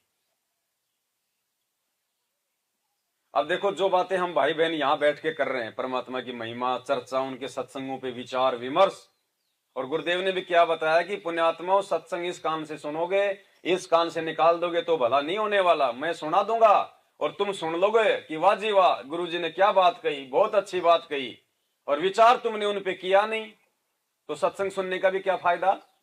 जैसे गुरु जी ने बताया कि एक आदमी है, वो जा रहा था पहले रास्ते से, पहले की बात थी, कहीं जा रहा था रिश्तेदारी में, तो रास्ते में देखा कि एक पंडित जी जो है अपनी वो कथा कर रहे हैं। उसने सोचा भाई कहते हैं सत्संग भले थोड़ा ही सुन लो, बहुत अच्छी बात है, सुनना चाहिए। वो बैठ गया वहां पे सत्संग सुनने के लिए। अब पंडित जी आधा घंटे तक संस्कृत में बोलता रहा। अब उस समय संस्कृत किसी के समझ में आती नहीं थी, संस्कृत में बोलता रहा, बढ़िया बढ़िया श्लोक, मीठी मीठी वाणी। उसने देखा रे ले भाई टाइम हो गया, अब चलते हैं, बहुत सुन लिया सत्संग। वो सुन के चल दिया वहां से। रास्ते में गया तो एक गवाला था, भेड़ बकरियां चरा रहा था, गर्मी का टाइम था, पहले प्यार प्रेम भाईचारा बहुत अच्छा होता था। उसको आवाज लगा के बोल दिया, भाई साहब आ जाओ, गर्मी ज्यादा, 2 मिनट बैठ जाओ पेड़ के नीचे, पानी वाणी पी लो, आ जाओ। उसने भी देखा थोड़ा आराम कर लेते हैं, बैठ गया। कहां से आ रहे हो? भाई फलाने फलाने गांव से आ रहा हूं। अच्छा, और भाई रास्ते में थोड़ा सा मैं सत्संग सुनने के लिए बैठ गया था। अच्छा, सत्संग सुन के आए हो? भाई मुझे भी बताओ, मुझे भी समझाओ, महापुरुष ने क्या कहा, क्या बताया। भाई मैं तो देखो जा नहीं सकता सत्संग में, मैं तो पाड़ी हूं, गाय भैंस चराता हूं। भाई आप ही बता दो, क्योंकि भगवान कहते हैं एक ने कही दूजे ने मानी, कहे कबीर वो दोनों ज्ञानी। सुना दो महात्मा जी ने क्या कहा। तो वो बोला भाई क्या बताऊं, बोलो बहुत गजब की बात कही। बोलो ओहो, ऐसा सत्संग ना देखा ना सुना। तो बोले थोड़ा सा मुझे भी बता दो, मेरा भी आत्म कल्याण हो जाए। बोले भाई ये तो पता नहीं वो कह क्या रहा था, लेकिन भाई वैसा सत्संग ना देखा ना सुना आज तक। तो पुण्यात्माओं, खाली गुरुदेव के सत्संगों को सुनने से और ये गर्दन हिलाने से बात नहीं बनेगी। हमने विचार करना पड़ेगा, चिंतन करना पड़ेगा कि क्यों ये परमात्मा रातों को 2-2 बजे जाग जाग के हमारे को जगा रहा है। देखो हम तो सत्संग सुनते समय भी बरवाड़ा में सो जाया करते थे आश्रम में, क्योंकि हमारी तो बुद्धि काल के हाथ में है सबकी। और मालिक क्या बोल रहे हैं, देखो भगवान अपनी जिम्मेदारी निभा रहा है, लेकिन हम नीच, हम इतना भी विचार नहीं करते। अरे वो तो कर रहा है, हम तो सुन भी नहीं रहे। और क्या कहा परमात्मा ने कि मैं भगवान का दोषी हो जाऊंगा। मैं अपने आप को छुपाते हुए कह रहे हैं कि मैं जिस मकसद के लिए आया हूं, जिस काम के लिए आया हूं, वो काम अगर मैंने पूरा नहीं किया तो भगवान मेरे से जवाब मांगेगा फिर ऊपर। अपने आप को छुपाते हुए कह रहे हैं हमें जगाने के लिए कि तुम जिस मकसद से बरवाला आश्रम में आए हो, सत्संग में जाते हो, साथ संगत में जाते हो, अगर तुमने वो काम नहीं किया, ध्यान से बैठ के सत्संग नहीं सुना, मालिक के वचनों पे ध्यान नहीं दिया, तो तुम भी भगवान के दोषी हो जाओगे। और पुण्यात्मा, इस दास को जो परमात्मा ने मजदूरी दी है, अनमोल दे रखी है, और इस दास को उसी दिन से ये एहसास हो गया था कि परमात्मा ये शरीर भी तेरे काम आ जाए, टुकड़े टुकड़े भी मालिक आपके काम आ जाए, बट मेरी मिट्टी सफल हो जाएगी। तो इस दास ने जब से ज्ञान हुआ है उसी दिन से दिन और रात एक कर रखा है। अब आप देखते हो 13-14 घंटे पहले सत्संग करता हूँ, फिर आप जी से मिलता हूँ, और फिर और आश्रम की भी व्यवस्था करनी होती है आप जी के लिए, वो भी करता है दास। और कितना 12 बजे 1 बजे जाकर सोने का समय मिलता है, फिर भक्ति उठ के फिर। तो ऐसे ही जब से इस मार्ग का दास को एहसास हुआ है, प्राप्ति भी आदेश हुआ है, उसी दिन से ये वर्षन प्रयत्न और ये परिश्रम दास का चल रहा है और ये सफल हो गया प्रभु की कृपा से। तो इसलिए दास जरा से भी आलोचना नहीं करता कि परमात्मा फिर नाराज हो गया ना, फिर मेरे पिल्ला कुछ नहीं रहेगा। तो हर तरह हर मर्यादा में रहता हुआ, हर पॉइंटों से बचता हुआ परमात्मा के गुणगान करता हूँ। तो यहाँ ये ऐसा है कि पहली कला कक्षा से लेकर लास्ट तक ये नए सिरे तक नई पढ़ाई पढ़ानी, क्योंकि पहले ज्ञान से विपरीत ऐसा है। और इसमें मेहनत ज्यादा करनी पड़ेगी दास ने, क्योंकि बार बार रहकर प्रमाण न दिखाऊंगा तो कुछ भी पल्ला ना पड़े आपके 2 घंटे व्यस्त जाएंगे, जिसको नए सिरे से नहीं बताया जाता। तो भाई जब वो परमात्मा हमारे लिए इतना अथक प्रयास कर रहा है, तो हम लोग तो खाली बैठ के खाली हमारे को तो सुनने में भी दिक्कत आ रही है, बताओ। तो पुण्यात्मा, जो बातें परमात्मा के आशीर्वाद से, सदगुरु रामपाल जी भगवान की मेहर से, जो बातें उनके सत्संगों के ऊपर विचार विमर्श, जो चिंतन हम भाई बहन बैठ के साथ संगतियों में करते हैं, ये चिंतन अगर उन आश्रमों में होने लग जाए तो वास्तव में सबका आत्म कल्याण हो जाए, परमात्मा इतना प्रसन्न हो जाए। लेकिन वहां तो राजनेता बुलाए जाते हैं, उनके इंटरव्यू लिए जाते हैं, वो बढ़ाई कर देते हैं, फिर उनको समाज में भेजते हैं, और लोग इंटरव्यू देख देख के ज्ञान को ना समझ के उन आश्रमों में जाते हैं, दान धर्म करते हैं, उनकी जेब में पैसा आ रहा है और बल्ले बल्ले हो रही है। ये हाल हो रहा है वहां पे। जबकि भगवान आया क्यों था, भगवान ने हमें क्यों नाम दिया, क्यों ज्ञान दिया, क्यों आज भगवान जेल में बैठा हुआ, किस चीज का इंतजार कर रहा है, हमारी क्या जिम्मेदारियां बनती हैं, सब भूल गए। तो याद केवल परमात्मा ने साथ संगत वालों को दिलाया है, क्योंकि हम योग्य हैं, हमारे को भगवान ने भक्ति का उत्तराधिकारी बना दिया। तो हमने भी अब पीछे नहीं हटना है। अगर कोई भगत गलती करता है साथ संगत में आके या साथ संगति से जुड़ के, उस भगत को देख के साथ संगति से दूर मत हट जाना। वो अपने कर्म फोड़ेगा, तुम अपने कर्म बनाओ भाई। छोटी छोटी बातों को लेके बीच में मान बढ़ाई को नहीं डालना हमने। वो भगत ऐसे कह रहा था, वो ऐसे कह रहा था, मैं उसके साथ में नहीं जाऊंगा, वो साथ संगति में जाएगा तो मैं नहीं जाऊंगा। अरे कोई जमीन का बंटवारा हो रहा है क्या वहां पे? अरे मालिक ने 5 गुण बताए, शील, संतोष, विवेक, दया और अक्षमा। जब तक हम अपने जीवन में इन गुणों को लागू नहीं करेंगे कैसे भला होगा? तो मालिक कहते हैं, जेता घट तेता मता, घट घट सोच विचार, और जा घट हार न जीत है, ता घट ब्रह्म। उसके घट में सतगुरु समाएगा, जिसके घट में, जिसके अंतर में, जिसके हृदय में मान बढ़ाई, अहंकार, हार जीत की भावना, छोटी छोटी बातों को लेके मनमुटाव, लड़ाई झगड़ा, ये ना हो। तो आप ये ना सोचो कि हम सबका आत्म कल्याण हो जाए, हम सभी एक साथ सतलोक जाएंगे। नहीं, ये सोचना कि इस धरती पे भगवान केवल मेरे लिए उतरा है, मेरे लिए, और मैंने अपने आप को पाक साफ करना है, साफ सुथरा करना है। मुझे मेरे बराबर वाले से कोई लेना देना नहीं है, मेरी माँ बहन भाई से मुझे लेना देना नहीं है। वो भक्ति करेंगे तो अपने लिए करेंगे, मैं केवल अपनी जिम्मेदारी निभाऊंगा उनके लिए, बस। ये सोच के भक्ति करेंगे ना कि गुरुजी स्पेशली मेरे लिए आए, मेरे लिए, मुझे हंस बनाने के लिए, तब पुण्यात्माओं हम भक्ति कर पाएंगे, टिक पाएंगे। दूसरों को देख के भक्ति करेंगे, जिंदगी में नहीं कर पाएंगे। कि वो भगत भी साथ संगति में जाता है, वो तो ऐसे कर रहा है, वैसे कर रहा है, वो तो अपने कर्म फोड़ रहा है, हमने थोड़ी फोड़ने हैं। और हमने दूसरों की केवल अच्छाइयों को ग्रहण करना है, उनकी बुराइयों को मत देखो। समझाना हमारा फर्ज है उसको, फिर भी नहीं मानता है तो भाड़ में जाए। मालिक कहते आत्म प्राण उधार ही, ऐसा धर्म नहीं। और आत्म प्राण यानी अपने खुद के जो प्राणों का जो आत्म कल्याण करवा लेगा, जो अपनी आत्मा का जो उद्धार करवा ले, उससे बढ़ के दूसरा कोई धर्म नहीं है।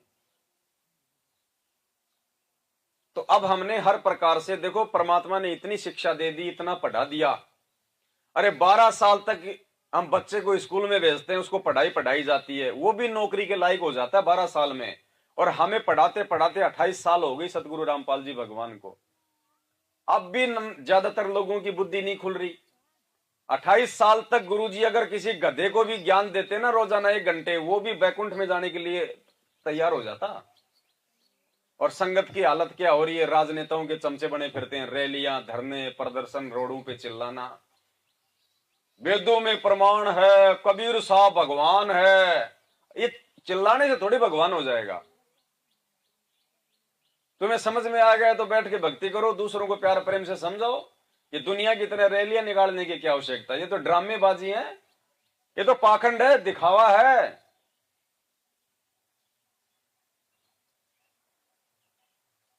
सन 2014 तक अपने गुरुदेव आश्रमों में रह के ज्ञान दे रहे थे। क्या कभी उन्होंने कोई कबीर प्रकट दिवस के ऊपर या गरीबदास जी के बोध दिवस के ऊपर या होली दिवाली पे कभी कहा कि बच्चों जाओ सब अपने अपनी गाड़ियों को सजाओ, श्रृंगार करो, फूल पत्ते लगाओ और अपने अपनी गाड़ियों की छतों के ऊपर मेरी फोटो लगाओ और बरवाड़ा से लेके हिसार तक रैली निकालो, रोडों पे चिल्लाओ, ट्रैफिक जाम करो, दुनिया को परेशान करो, ताकि दुनिया को पता चले कि कबीर जी भगवान हैं? किया कभी? ये पाखंड करने के लिए कहा कभी गुरुजी ने? तो ये कौन करवा रहा है? एक किस ब्रह्मांड का स्वामी करवा रहा है उनकी बुद्धि पे बैठ के, जो एक बार उसकी जकड़ में पकड़ में आ गया फिर वो उसकी चुटिया पकड़ लेता है, फिर उसकी बुद्धि का रिमोट उसके हाथ में है। जैसे रामचंद्र जी की खुद की पत्नी कौन ले गए ये तो पता नहीं, और पार्वती उसकी परीक्षा लेने के लिए सीता रूप बना के आई तो उसको पहचान गया कि हे दक्ष पुत्री माया, भगवान शंकर को कहां छोड़े आई। और खुद की पत्नी का पता उसका भगत लगा रहा, अनुमान बता रहा है। बताओ, भगवान को नहीं पता मेरी औरत कहां है, और एक भगत उसका एड्रेस लेके आ रहा है, तो भगत बड़ा को भगवान बड़ा। बताओ, तो ऐसे जो इसकी जकड़ में आ जाता है उसकी बुद्धि फिर इसके अंडर में हो जाती है। तो ये सतलोक आश्रम मैनेजमेंट हरियाणा वालों की, और 90% वो संगत जो आंख बंद करके गुरुदेव के सत्संगों पे विचार विमर्श ना करके, चिंतन मनन ना करके, जो आंखों पे अज्ञानता की काली पट्टी बांध के चल रही है, रोडों पे दौड़ रही है। अरे आश्रम किस लिए बनाए? वो छत किस लिए बनाई? वो पंखे किस लिए लगाए? अगर रोड पे दौड़ दौड़ के अगर वो पसीने निकालने हैं तो बताओ, विचार करने की बात है। ऐसे आदमी समझेगा क्या रोडों पे चिल्लाने से? अरे देश की ज्यादातर गाड़ियों के ऊपर, टेम्पों के ऊपर, दीवारों के ऊपर बेटी बचाओ, बेटी पढ़ाओ, बेटी बचाओ, बेटी पढ़ाओ, अखबारों में ऐड आती है, टीवी चैनल पे ऐड आती हैं। खाली दीवारों पे लिखने से, गाड़ियों के पीछे लिखने से देश नहीं बदलेगा, जनता नहीं बदलेगी, उनकी सोच नहीं बदलेगी। वो संदेशा देने वाले खुद वैसे होने चाहिए, तब जाके दूसरों के ऊपर उनके शब्दों का असर होता है। जब उन्हें भगवान का नहीं पता तो रोडों पे चिल्लाने से क्या मतलब? वेदों में प्रमाण है, कबीर साहब भगवान है। अब कोई उनको पकड़ के कहते कि भाई साहब रुक, हाँ जी रुक गया। क्या गा रहे हो आप कि वेदों में प्रमाण है, कबीर साहब भगवान है? अच्छा जी, कबीर जी को भगवान मानने से क्या होगा? अरे मोक्ष हो जाएगा, सतलोक चले जाओगे, गधे कुत्ते बनने से बच जाओगे। अच्छा जी, कबीर जी कहां है? कबीर जी 650 साल पहले आए थे, तो नाम किससे ले भाई? जब कबीर जी है नहीं, जो गधा कुत्ता बनाने से रोक दे, सतलोक पहुंचा दे, तो नाम किससे लें? नाम हमारे गुरुजी से। क्यों भाई, तुम्हारे गुरुजी कबीर जी हैं क्या? हाँ हाँ हाँ, हमारे गुरुजी कबीर जी हैं। तो नालायक फिर रोड पे क्यों चिल्ला रहा है कि वेदों में प्रमाण है, कबीर भगवान है? अरे जब वो गुरुजी, जब वो कबीर परमात्मा तेरे गुरुजी के रूप में आ गया, तो नालायक तू तो इसका गुणगान कर, इसका गुणगान कर तू। उसका गुणगान करने से क्या मिलेगा जो धरती पे है ही नहीं? तो पुण्यात्माओं, ये तो चिल्लाते हैं बेचारे, वेदों में प्रमाण है, कबीर देव भगवान है, और हम साथ संगत वालों को भगवान ने समझा दिया कि ये संगत भी अनजान है, सतगुरु रामपाल जी भगवान है। तो हमारे खुद के भाई बहन ही अनजान है अभी, तो उनके समझाने से दुनिया नहीं समझेगी। कितने के लोग समझ गए बता दो? जो थोड़े बहुत थे वो और बिगड़ गए। देखो, उन आश्रमों में जो हमारे भाई बहन जाते हैं, आत्मा बहुत अच्छी है, वो परमात्मा के लिए जाते हैं, लेकिन मार्ग सही नहीं है। जैसे गुरुदेव ने बताया कि मंदिर में, मस्जिद में, बद्रीनाथ में, केदारनाथ में वो आत्मा जाती है जिनको परमात्मा की प्यास है, नहीं तो बाकी दुनिया नहीं जाती है। शाम को लेके घुट्टी टिट्टी बन जाते हैं, और कोई बेचारा नंगे पैर लेके झंडार, हारे का सहारा बाबा खाटू श्याम हमारा, और पता नहीं कावड़ लाएगा और कहां कहां जाएगा। क्यों दौड़ रहा वो? क्योंकि वो परमात्मा की उसको प्यास है, लेकिन मार्ग सही नहीं है।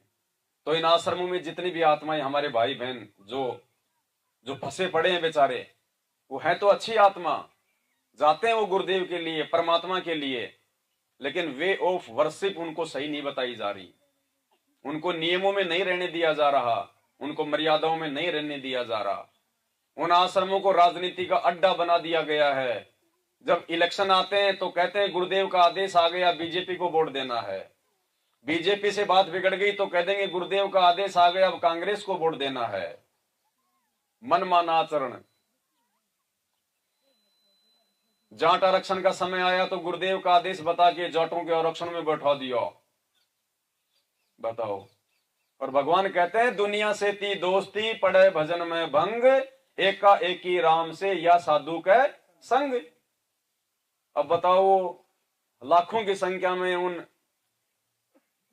आरक्षण की भूख के लिए बैठे लोगों के बीच में आप भक्तों को बैठाओगे, भक्ति होने?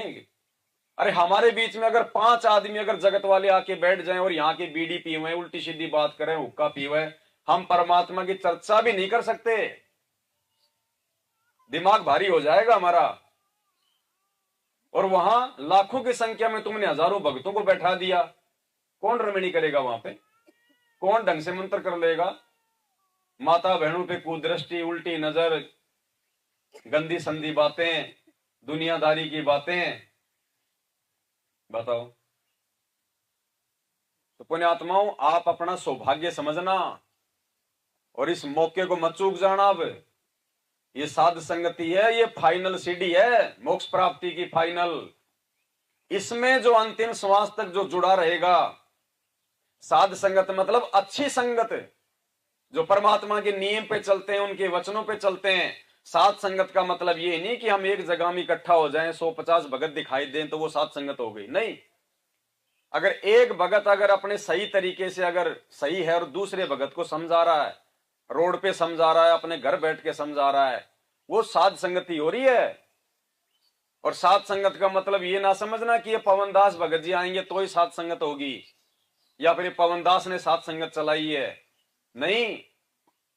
साध संगत मतलब 2 भाई बैठ के परमात्मा की ज्ञान चर्चा कर लें, अपनी आत्मा को ज्ञान आधार से दृढ़ कर लें, गुरु जी के नियमों पे चलें, वो साध संगत है। उनको हंस कहते हैं।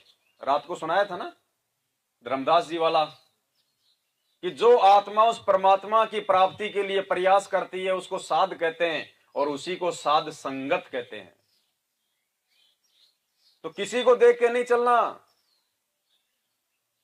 आपको पता है अभी जो छटनी हुई है साध संगत से 2022 में, तो कौन कौन आत्माएं गई हैं, कौन कौन लोग हैं जो मैनेजमेंट की तरफ चले गए? केवल वही लोग मैनेजमेंट की तरफ गए हैं जो साध संगति में, जो मुझ पवन दास के लिए आते थे, जो मुझ पवन दास की पूंछ पकड़ के चल रहे थे, जिन्होंने ज्ञान की पूंछ नहीं पकड़ी। और दास बार बार कहता था कि भैया इस पवन दास को देख के चलोगे तो डूबोगे, और अगर उस परमात्मा के ज्ञान को आधार बना के चलोगे, ये सोचोगे कि ये पवन दास तो खाली एक कठपुतली है, मालिक ने इसको हमारे लिए खड़ा किया है, और ये जो अच्छी अच्छी बातें जो परमात्मा के ज्ञान को समझ के जो बता रहा है, हमने केवल फायदा उठाना इसकी बातों का। इस पवनदास के पीछे नहीं मरना, इस पवनदास के पीछे नहीं पड़ना। ये तो कल को नाम छोड़ के दूसरे पंथ में चला जाएगा, हम जाएंगे क्या इसके पीछे? तो हमने केवल, कोई भी भाई बहनों, हमने केवल उससे अच्छा ही ग्रहण करनी है। उसकी वो बातें जो हमारे को परमात्मा की भक्ति पे दृढ़ बना दें, उन बातों को ग्रहण करना है। उस भगत को देवता बना के नहीं, उस भगत के प्रति कोई विशेष आस्था, कोई विशेष श्रद्धा नहीं रखनी है। ये तो मालिक की मौज है, वो तो किसी का भी ज्ञान योग खोल दे। शुरू में थोड़ा सा मेरा खोल दिया, बाद में आप सबका खोल दिया। और मेरा कौन सा नाम लेते खोल दिया था? बरवाला कांड के बाद मैं तो मैनेजमेंट का चमचा बना हुआ था, मेरे घर पे नामदान केंद्र खोल दिया था। उस समय तक मुझे नहीं पता था, मैं तो खुद आपकी तरह था। वो तो बाद में परमात्मा ने मेहर की, तो जैसे मेरे पे मेहर कर दी वैसे आप पे कर दी, तो जैसा मैं वैसे आप। अंतर क्या हो गया? मैंने आपको समझाया, अब आप जा जाके दूसरों को समझा रहे हो, तो सारे पवनदास हो गए ना। तो किसी व्यक्ति विशेष को देख के नहीं चलना इस मार्ग में। मैं जब तक हूं तब तक फायदा उठा लो। क्या पता मैं कल दूसरे पंथों में चला जाऊं, मैं ये नाम छोड़ दूं, मैं भक्ति छोड़ दूं। लिखा थोड़ी है, गारंटी तो किसी की है ही नहीं यहां पे। और जिसने गारंटी दे दी वो सबसे पहले मरता है। तो बहुत सोच समझ के, अपनी छाया से भी बिल्कुल सावधानी से। छाया भी धोखा दे जाती है, कहते हैं ना, क्योंकि रात को वो भी साथ छोड़ देती है अंधेरे में। तो जब परीक्षा का समय आएगा तो ये भगत भाई भी साथ छोड़ देंगे, और हम उन यार दोस्तों के पीछे लग के कि यार वो चला गया मैं भी जाऊं। अब ये ज्यादातर लोग ये क्यों गए? अब जेल से आने के बाद मैंने एक वो सर्वे किया कि यार भाई क्यों गए? मैंने तो कुछ कहा ही नहीं इनको, मैं तो उल्टा अच्छी अच्छी बातें बताता था, बढ़िया मैं इनकी इज्जत करता था। चक्कर क्या हुआ? ना किसी को कोई दुख ना परेशानी साथ संगति से जुड़ने के बाद। तो पूछा गया उन लोगों से कि भाई तुम साथ संगति को छोड़ के तुम लोग क्यों गए? क्या साथ संगति में तुम्हारे ऊपर कभी कोई आपत्ति आई? तुम्हारे काम धंधे में, तुम्हारे व्यापार में, तुम्हारे शरीर पे क्या परमात्मा ने कोई मेहर नहीं बख्शी? बोले कोई दिक्कत नहीं आई, बढ़िया बढ़िया थे, बढ़िया आनंद आता था, बढ़िया ज्ञान मिला, ना कोई काम धंधे में दिक्कत। फिर तुम क्यों गए उधर? बोले सारे जा रहे थे। बोले सारे चले गए तो हम भी चले गए। अब बोले देखा देखी। तो मालिक कहते हैं देखा देखी गुरु शिष्य बन गए, किया न तत्व विचारा। और गुरु शिष्य दोनों के सिर पे यो काल ठोकर। तो देख लो, ज्ञान आधार इसी चीज का नाम है भाई। जो टिक गया सो टिक गया, और जो नहीं टिका वो वापस। और फिर उधर जाने के बाद में बताते हैं कि गुरुजी की वीडियो कॉल आई, और गुरुजी ने कहा कि बच्चों मैंने तुम्हें पहले हाथी पे बैठाया था, अब तुम गधे पे बैठ गए। मैंने तुम्हें हाथी पे बैठाया था, तुम गधे पे बैठ गए। तो मैंने कहा भाई तुम समझे नहीं परमात्मा का संकेत। गुरुजी कह रहे नालायको, मैंने तुम्हें पहले साथ संगति रूपी हाथी पे बैठाया था, अब तुम गधे पे बैठ गए आके। परमात्मा संकेत करता है संत। मालिक को पता है कि इतना समझदार होता तो इधर थोड़ी आता धक्के खाने। यहां से तो मैंने इसको निकाला ही था।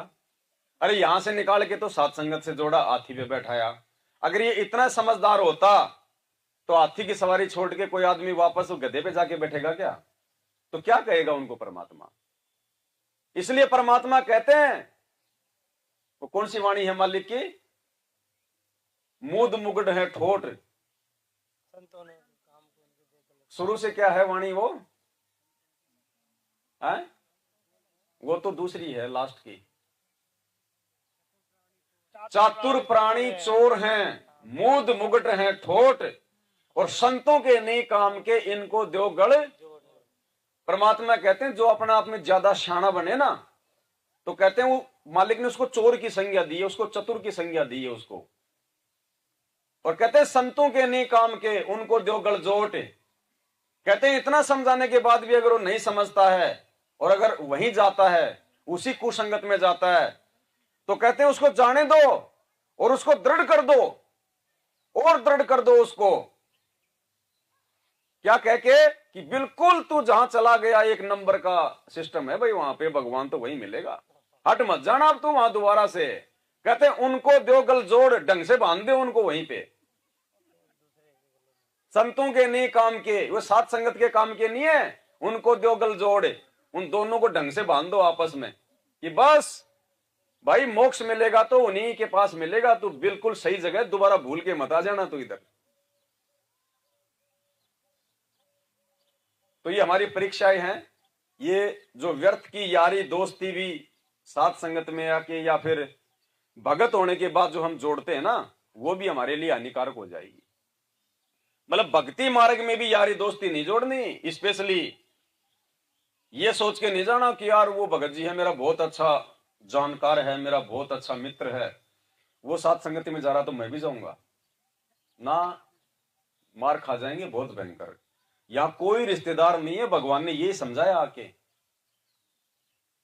ये ज्ञान देके परमात्मा यही समझाते हैं कि हमारा एक ही रिश्तेदार है, केवल हमारा गुरु, और कोई रिश्तेदार नहीं है हमारा इस धरती पे।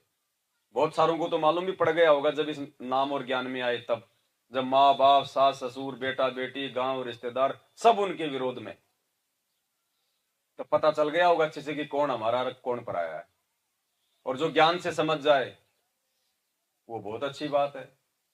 तो मालिक ने बताया कि यहाँ जो हम एक सत्संग में कहा गुरुजी ने कि हम जो यहाँ पे सत्संग में आते हैं, यहाँ भी आके हम एक दूसरे से यारी दोस्ती जोड़ने में लगे रहते हैं, ये भी हमारे को हानि कर जाएगी। जब हम त्रिकुटी पे जाएंगे, वहां पे ना जाने काल उसी मित्र के रूप में, आपके उसी भगत भाई के रूप में आके, क्योंकि आपकी तो वही सोच रहेगी, यहाँ आए हैं परमात्मा की महिमा करने, चर्चा करने, और वो भाई कहेगा चल रहे थोड़ा सा घूम के आते हैं उधर रोड की तरफ, चल कोई बात नहीं आ जाएंगे, यहाँ तो पूरी रात चलेगी, और कहे चल चल, क्योंकि वो तो अपने दोस्त पे आश्रित है, ज्ञान को आधार तो बना ही नहीं रहा। ज्ञान आधार होता तो कह देता रहा क्यों अंडे लेने आया क्या यहाँ पे, है क्यों आया, तो चल के वहां से 200 किलोमीटर आया है, अपना समय निकाल के आया है, तो बैठ के उसका फायदा उठा। क्या करेगा तू यहाँ पे घूम के, रास्ते में 200 किलोमीटर अपन घूमते घूमते तो आए हैं, तो वो भी हमारे लिए नुकसानदायक हो जाएगा। परमात्मा कहते हैं तुम्हारी वही सोच रहेगी वहां पे त्रिकुटी पे। जब हम त्रिकुटी पे जाएंगे तो हमें ये पता नहीं चलेगा कि ये त्रिकुटी है।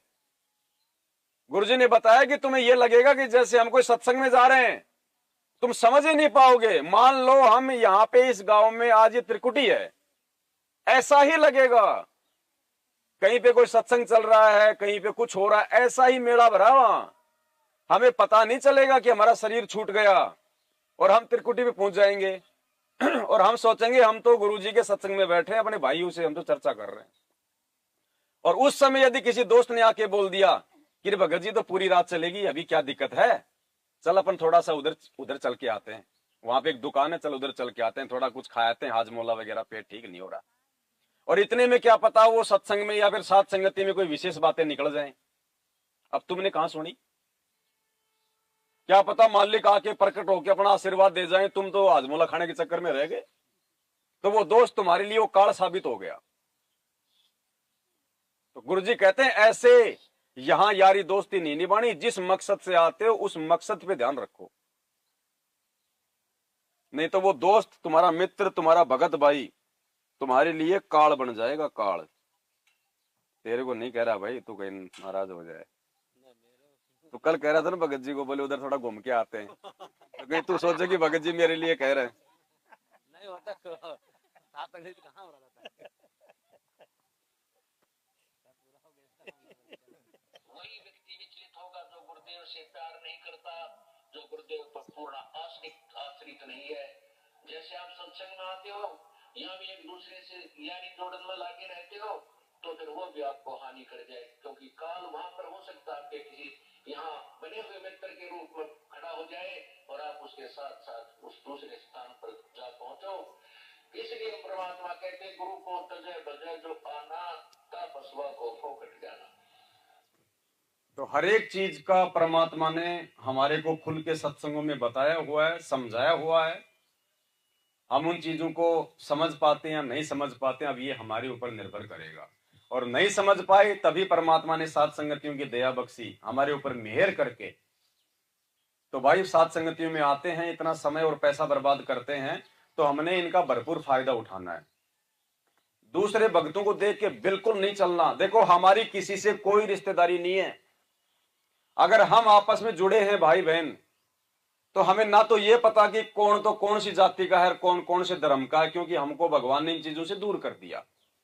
कोई नहीं पूछता ना यहाँ पे तेरी क्या जाति है, क्या धर्म है, क्या नहीं है, तेरा क्या काम धंधा है, कोई मतलब नहीं। सिर्फ परमात्मा की महिमा के लिए आते हैं।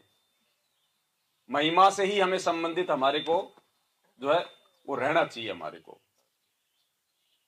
तो बिल्कुल भी यारी दोस्ती किसी से नहीं जोड़नी, बिल्कुल भी। दिमाग से बात निकल गई, क्या बोलना चाह रहा था।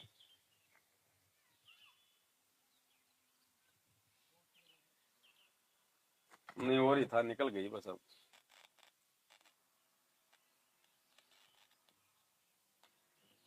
यारी दोस्ती अब पता नहीं कब आएगी।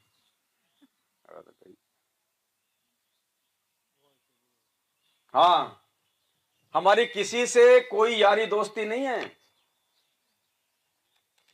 ना हम कोई जानते आपस में। बस इतना है कि भाई ये भगत जी वहां आते हैं, ये भगत जी वहां आते हैं। देखो प्यार प्रेम बहुत जरूरी है। प्यार प्रेम सबसे करो, सबसे मीठा बोलो। मालिक की वाणी है, ऐसी वाणी बोलिए मन का आपा खोए, औरन को शीतल करे आप भी शीतल होए। और जग में बैरी कोई नहीं, जो मन शीतल होए, या आपा को डार दे दया करे सब कोई।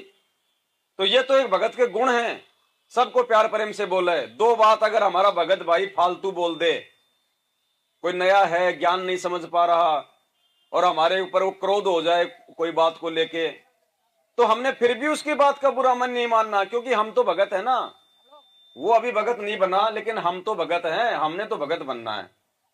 तो ये भी परमात्मा हमारी आधीनी चेक करता है कि इस भगत के अंदर थोड़ी बहुत सहनशीलता आई कि नहीं आई।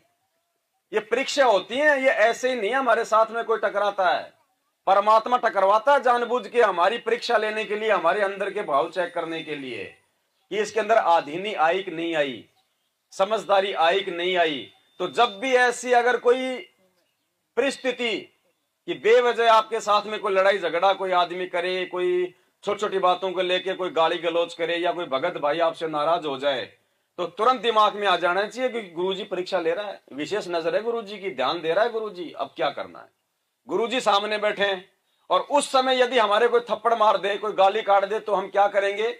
मन में भी विचार नहीं आएगा कि इसको गाली दूं या इसने ऐसा क्यों किया, क्योंकि पता है कि सामने मेरा बाप बैठा है, वो देख रहा है। तो पुण्यात्माओं, परमात्मा कहते हैं हम हैं सबद सबद हम माई, हमसे भिन्न और कछु, और घट ही में गंगा, घट ही में जमुना, घट ही में है ये जगदीश, ये सतगुरु हमारे घट में 24 घंटे हमारे साथ रहता है शब्द रूप में। तो हमने ये देखना कि गुरुजी देख रहे हैं और मेरी परीक्षा ले रहे हैं, ये सोच के अगर हम व्यवहार करेंगे तो सफल होंगे, नहीं तो जिंदगी में सफल नहीं होंगे। तो हमारी यहां किसी से यारी दोस्ती नहीं है। आज जितने भी भाई बहन हम आपस में जो हम जुड़े हुए हैं, एक दूसरे को जानते हैं, सिर्फ सतगुरु रामपाल जी भगवान के कारण इन्होंने हमारे को जोड़ा है। और किससे? ज्ञान से। इन्होंने अपने ज्ञान रूपी धागे से हम सबको जोड़ रखा है आपस में। और कल को यदि कोई भाई इनके ज्ञान में ही ना रहे, इनकी मर्यादा में ना रहे, तो हमारा क्या लगेगा? खत्म। आपका सामाजिक व्यवहार हो सकता है, लेकिन आध्यात्मिक व्यवहार ऐसे व्यक्ति से नहीं रखना, उसकी बातों में नहीं आना, उसके कहे अनुसार नहीं चलना। वो तो गधा बनेगा, क्या तुम भी बनोगे? सिर्फ हम ज्ञान से जुड़े हैं और ज्ञान तक ही सीमित रहना है, बाकी किसी से रिश्तेदारी नहीं, यारी नहीं भाई। इन चीजों को अगर हम अपने दिलो दिमाग में बैठा लेंगे तो साथ संगत में आने का फायदा है, वरना भगत नहीं बन पाएंगे हम। और भगत बने बिना बात नहीं बनेगी। बेवजह भी अगर कोई थप्पड़ मार दे राह चलता हुआ, या कोई भगत भाई बहन फोन पे बात कर रहे हैं हमारे पर, वो चिल्लाने लग जाए, कोई बात उसको समझ में नहीं आई और हम उससे पूछना चाह रहे हैं, गुस्सा कर ले, तो हमने उसके प्रति दिल में नफरत पैदा नहीं करनी। ये सोचो कि नादान है, पागल है, कोई बात नहीं, मेरे को तो परमात्मा ने समझा रखा है, ज्ञान दे रखा है, कोई बात नहीं। और मेरी काई की इज्जत है यहाँ पे, मैं तो गधा कुत्ता बन लिया असंख्य बार, मेरी काई की इज्जत है यहाँ पे। और वास्तव में इज्जत नहीं है हमारी। जब हमारे बाप की इज्जत नहीं आज, तो हम कौन सी इज्जत के भूखे हैं? गधा बनना है क्या इज्जत लेके, जिसका बाप जेल में बैठा है? तो ये विचार करेंगे तब हमारे अंदर वो आदीनी आएगी। और वास्तव में भगत को किसी के साथ में जान पहचान होनी भी नहीं चाहिए, कोई नेता के साथ में, कोई मंत्री के साथ, कोई अधिकारी के साथ है। अगर कोई मित्रता अगर किसी अधिकारी मंत्री या संतरी के साथ में कोई भगत होके अगर रखता है, भक्ति में जहर के समान है, जहर के समान। दुनिया से ती करे दोस्ती, काठ का फंद लगाना हो। क्योंकि यदि हमारी उनसे यारी दोस्ती रहेगी, उनसे मित्रता रहेगी, तो पुण्यात्माओं भगवान पे हमारा विश्वास नहीं होगा, नहीं बढ़ेगा। जब भी कोई आपत्ति आनी होगी, उससे पहले वो यार दोस्त नजर आएगा, ना कि भगवान। और हमारी आस्था वहां चली जाएगी कि कोई बात नहीं, मामा का छोरा डिप्टी कलेक्टर है, वो काम तो हो ही जाएगा अपना। तो वो काम फिर भगवान नहीं करेगा, वो मामा का छोरे के भरोसे छोड़ देगा परमात्मा। वो करेगा नहीं करेगा तुम जानो और मामा का छोरा जाने। तो हर स्थिति में हमने इन्हीं से यारी दोस्ती रखनी है। और हमारी यारी दोस्ती दुनिया से यदि हम भगत होके रख भी लेंगे तो चलेगी नहीं। कैसे नहीं चलेगी? एक भगत जी था, मैंने उसको समझाया बहुत बार। वो क्या करता था, उसके पास में 4 व्हीलर था, गाड़ी, और एक टोल टैक्स वाले से उसकी दोस्ती थी।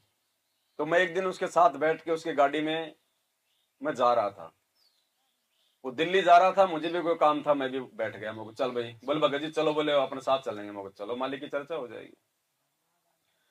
तो टोल टैक्स पे आया तो भगत ने एक तो अपनी गाड़ी के आगे वो वकील का वो लगा रखा, वो टाई वाला वो लोगो, और दूसरा बोले मेरी चलती है भगत जी यहाँ पे। वो कहीं की चलती है? बोले टोल टैक्स वाला, बोले मेरा जानकार है, ये है, बोले मेरे गाड़ी का टैक्स नहीं लगता।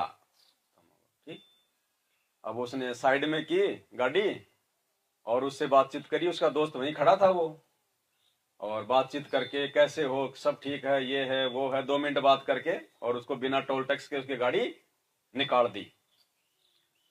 फिर मैंने उसको समझाया आगे चल के, मुझे भगत जी यार भक्ति मार्ग में ये ठीक नहीं है। क्यों भगत जी? अपन ने किसी का कोई बुरा थोड़ी किया है। बुरा किया नहीं, लेकिन इसका परिणाम बहुत ज्यादा बुरा होगा। बोलो क्यों? पहली बात तो ये बता, जब ना तो तू वकील है, ना तेरा बाप वकील है, ना तेरे खानदान में कोई वकील है, तो तूने अपनी गाड़ी के आगे ये वकील का लोगो क्यों लगा रखा है? खाली ये दिखाने के लिए कि कोई पुलिस वाला मेरी गाड़ी को हाथ ना दे कि यार ये कोई एडवोकेट, कोई वकील है, तो तेरे को ऊपर भगवान पे कहां तेरे को विश्वास हुआ? तू दूसरों के ऊपर अपनी छाप छोड़ रहा है झूठी, तू झूठ का सहारा ले रहा है एक लोगो लगा के। तो बात उसके समझ में आई, वो तो उसने हटा दिया। अब मैंने कहा एक बात बता, तूने रोड यूज की कि नहीं की? तू गाड़ी रोड पे चला रहा है ना? बोले हाँ। तो भैया ये टैक्स कौन देगा? तू अगर टैक्स नहीं देगा तो काल भगवान का तेरे ऊपर भार चढ़ रहा नहीं चढ़ रहा? क्योंकि तू उसके द्वारा बनाएगी रोड का यूज कर रहा है। ये हराम की हुई कि नहीं हुई? बोले हाँ। दूसरा, आज उससे तेरी दोस्ती है, आज हर बार वो तेरे को, जब भी तू दिल्ली से आता है जाता है, तेरे को टोल टैक्स पे वो फ्री तेरी गाड़ी पार करता है, तेरे ऊपर उसका एहसान बढ़ रहा है, उसका ऋण चढ़ रहा है। और मान लीजिए तू कल वापस आएगा इधर से, तो तेरे को तो वो बिना टोल टैक्स लिए निकाल देगा, और तेरे को फिर वो क्या कहेगा, ओहो राधे श्याम जी आ गए दिल्ली से, आ गए आ गए आ गए। यार एक काम करना राधे श्याम जी, क्या भाई? यार ये दारू की बोतल है, एक्स्ट्रा थी रात को, ये आप गाड़ी में रख ले जाओ और मेरे भाई को फोन कर दूंगा, आगे आके ले लेगा आपसे। अब क्या करोगे आप? ले गए तो परमात्मा से गिर गए, और नहीं लिया तो उसी दिन दोस्ती खत्म, उसी दिन यारी खत्म। दोबारा आप उधर से गाड़ी निकाल के दिखा देना बिना पैसे दिए। दुनिया की दोस्ती केवल इतनी है, कहते हैं साडू की और कुत्ते की इतनी यारी होती है, इससे बड़ी नहीं होती है। दो साडुओं की, यानी जानते हो ना साडू, जैसे दो बहन होती हैं और उनके जो पति होते हैं आपस में, उनको साडू कहते हैं। कहते हैं उनकी दोस्ती लंबी नहीं होती, बनती नहीं। दो फकीर दो वजीर, उनकी कभी दोस्ती नहीं हो सकती। और कुत्तों की कभी दोस्ती नहीं होती। 2 मिनट में तो वो कान काट खाएंगे एक दूसरे के, 2 मिनट में चाटने लगेंगे। तो भाई ये दुनिया की हमारी जो दोस्ती है ना, ये कुत्ते वाली दोस्ती है, ये कुत्तों वाली दोस्ती है। भगत हो गया अगर संसार से अगर प्रीत बढ़ाता है, यारी दोस्ती जोड़ता है, तो प्यार प्रेम से बोलना हमारा फर्ज है। अगर किसी से काम है तो केवल काम तक सीमित रहो, फालतू में बैठ के उसके साथ में वो गप्पे नहीं मारने, तेरा छोरा क्या कर रहा है, उसको नौकरी में उसको कितना पैसा मिलता है, तेरे जमीन कितनी है, ये वो, ये फालतू की बातें नहीं करनी। काम है, काम अपना करो, बस उसके बाद उठ के आ जाओ,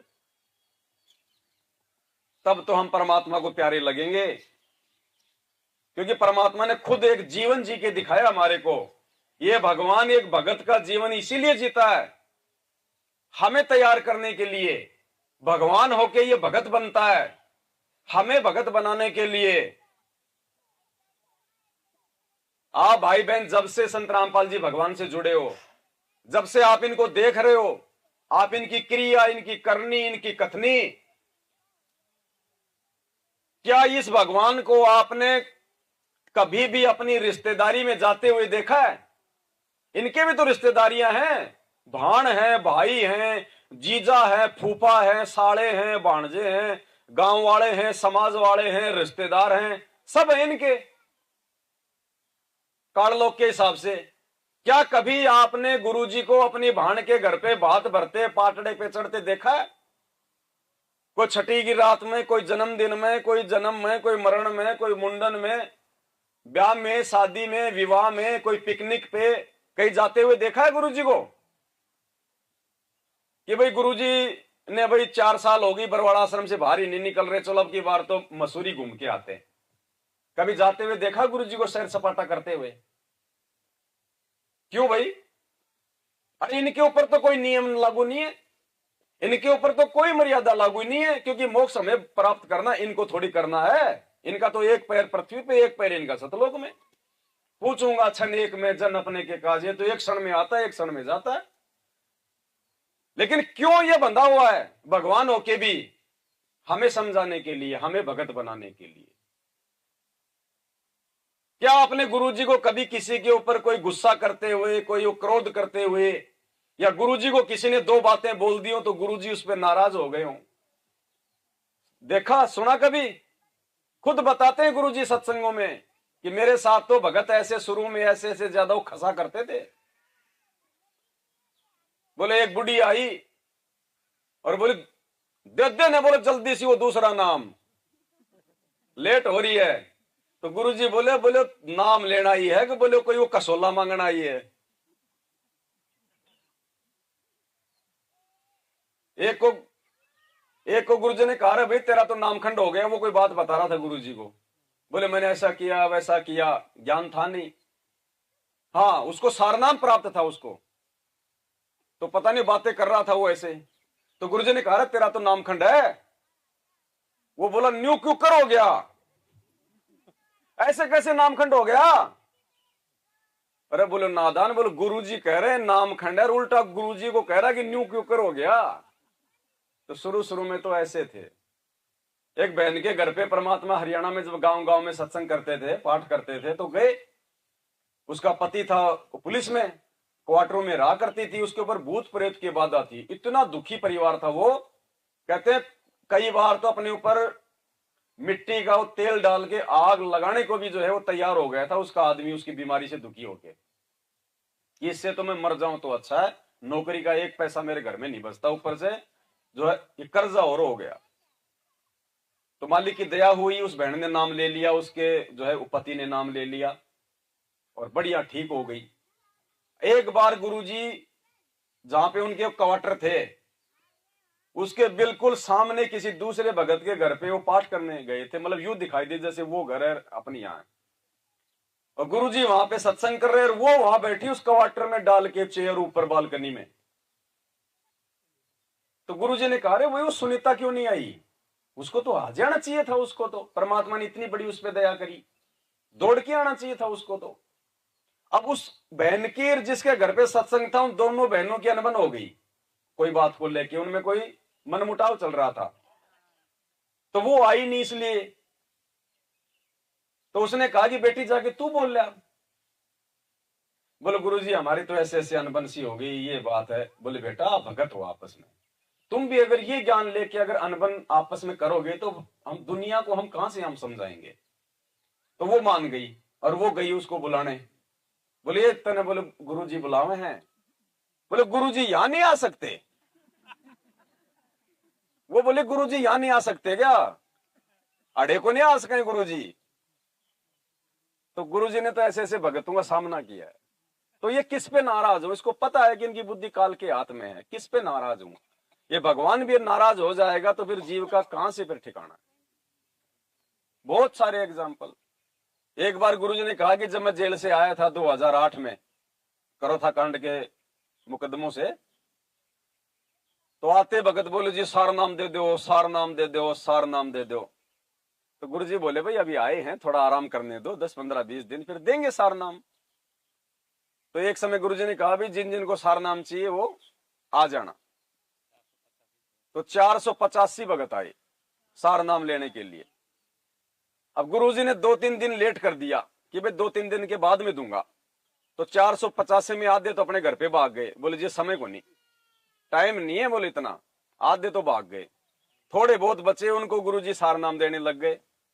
तो गुरुजी ने एक परीक्षा ली, क्योंकि परमात्मा जब सार नाम देता है तो छोटी मोटी कोई जो है वो परीक्षा लेता भगत की। तो गुरुजी ने कहा कि भाई वो जो दूसरा मंत्र है वो किसका है। सतनाम में जो 2 मंत्र हैं, एक तो परमात्मा ने काल का बताया रखा हूं, दूसरा जो मंत्र है वो किसका है। तो वो चारों तरफ देखकर बोला जी आपने बोले ढंग से नहीं बताया था। बोले जी आपने ढंग से नहीं बताया था। तो गुरुजी बोले रे ये सत्संग करते समय बोले मैं राग नहीं कराया करता, मैं राग नहीं गाया करता के, हर बार बताता हूं, हर सत्संग में बताऊं, ये 2 मंत्र, एक कालकार, एक उस अक्षर पुरुष का है, और मेरे कोई ओड़मा दे रहे हैं कि आपने सत्संग करते समय ढंग से नहीं बताया। तो ऐसे ऐसे महापुरुषों को गुरुजी झेलते हैं, लेकिन क्या करे वो परमात्मा, क्योंकि हम जीव हैं। तो भाई और बहनों हैं, तो भाई और बहनों आप समझो, परमात्मा के आशीर्वाद से मालिक ने इतनी बड़ी मेहर कर दी हमारे ऊपर, ही पिटारा खोल दिया, साहिब ने भेद दिया सब खोला अपनी सतलोक। लेकिन उससे पहले ये भी कह रहे हैं सतगुरु की वाणी है अनमोल इसे ना समझ सके। तो अनमोल आत्मा नहीं समझ पाएंगी जिनके संस्कार कमजोर हैं। देखो ज्ञान तो साथ संगत में आके सभी ले रहे थे, सबको पता था, लेकिन वो क्यों चले गए साथ संगति छोड़ के, क्योंकि उनके संस्कार उनके कमजोर थे भक्ति वाले। ज्ञान से भी नहीं टिकेगा आदमी अगर संस्कार मजबूत नहीं होंगे। संस्कार बनेंगे कैसे, मर्यादा में रहने से, भक्ति करने से, ये मान बड़ाई को त्यागने से, अहंकार को त्यागने से, अपने आप को गुरुजी के चरणों का कुत्ता समझने से। अरे गुरुजी पुस्तकों में क्या लिखते हैं पता है, जब लिखते हैं ना लेखक, तो नीचे क्या लिखते हैं, दासों का दास संत रामपाल दास। यानी परमात्मा कह रहे मैं तो मतलब भक्तों का भी दास हूं, अपने भक्तों का भी दास हूं मैं। जब भगवान अपने भगत का दास बनने को तैयार हो रहा है, तो हमने भगवान का दास बनने में कहां दिक्कत आ रही है, हमारी तो उसमें इज्जत है। अरे इज्जत है हमारी तो, परमात्मा ने तो पैर की जुत्ती को अपने सिर पे रखा हुआ है। तो भाई और बहनों समझो आप इन चीजों को, पैर की जूती यानी हम भगत है, और जूती की जगह होती है पैर, नीचे गंदगी में चलना। फिर भी उस भगवान ने हमारे को अपने सिर पे रखा हुआ है। तो भगवान हमें कितनी इज्जत दे रहा है, तो हम भी भगवान को इज्जत दें। और भगवान वैसे कोई इज्जत का भूखा नहीं है। भगवान को इज्जत उस समय मिलती है जब उनका भगत उनके वचनों में चलता है, उनकी मर्यादाओं में चलता है, ऑटोमेटिक वो प्रसन्न होता है।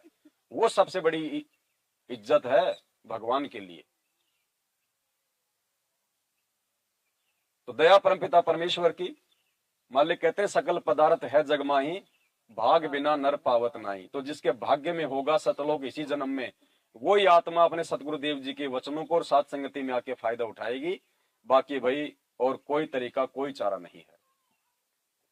तो आज के लिए केवल इतना ही, हमें भी जाना है अब जयपुर में। तो दया करें परमपिता परमात्मा, हम सभी आत्माओं पे इसी प्रकार मेहर बनाए रखें, साथ संगतियां होती रहें, हम अपने आत्मिक विकास और उत्थान की तरफ निरंतर आगे बढ़ते रहें और मालिक अपने चरणों में हमें जगह दिए रखें। बंदी छोड़ सतगुरु रामपाल जी भगवान की, बंदी छोड़ सतगुरु रामपाल जी भगवान की, बंदी छोड़ सतगुरु रामपाल जी भगवान की जय हो।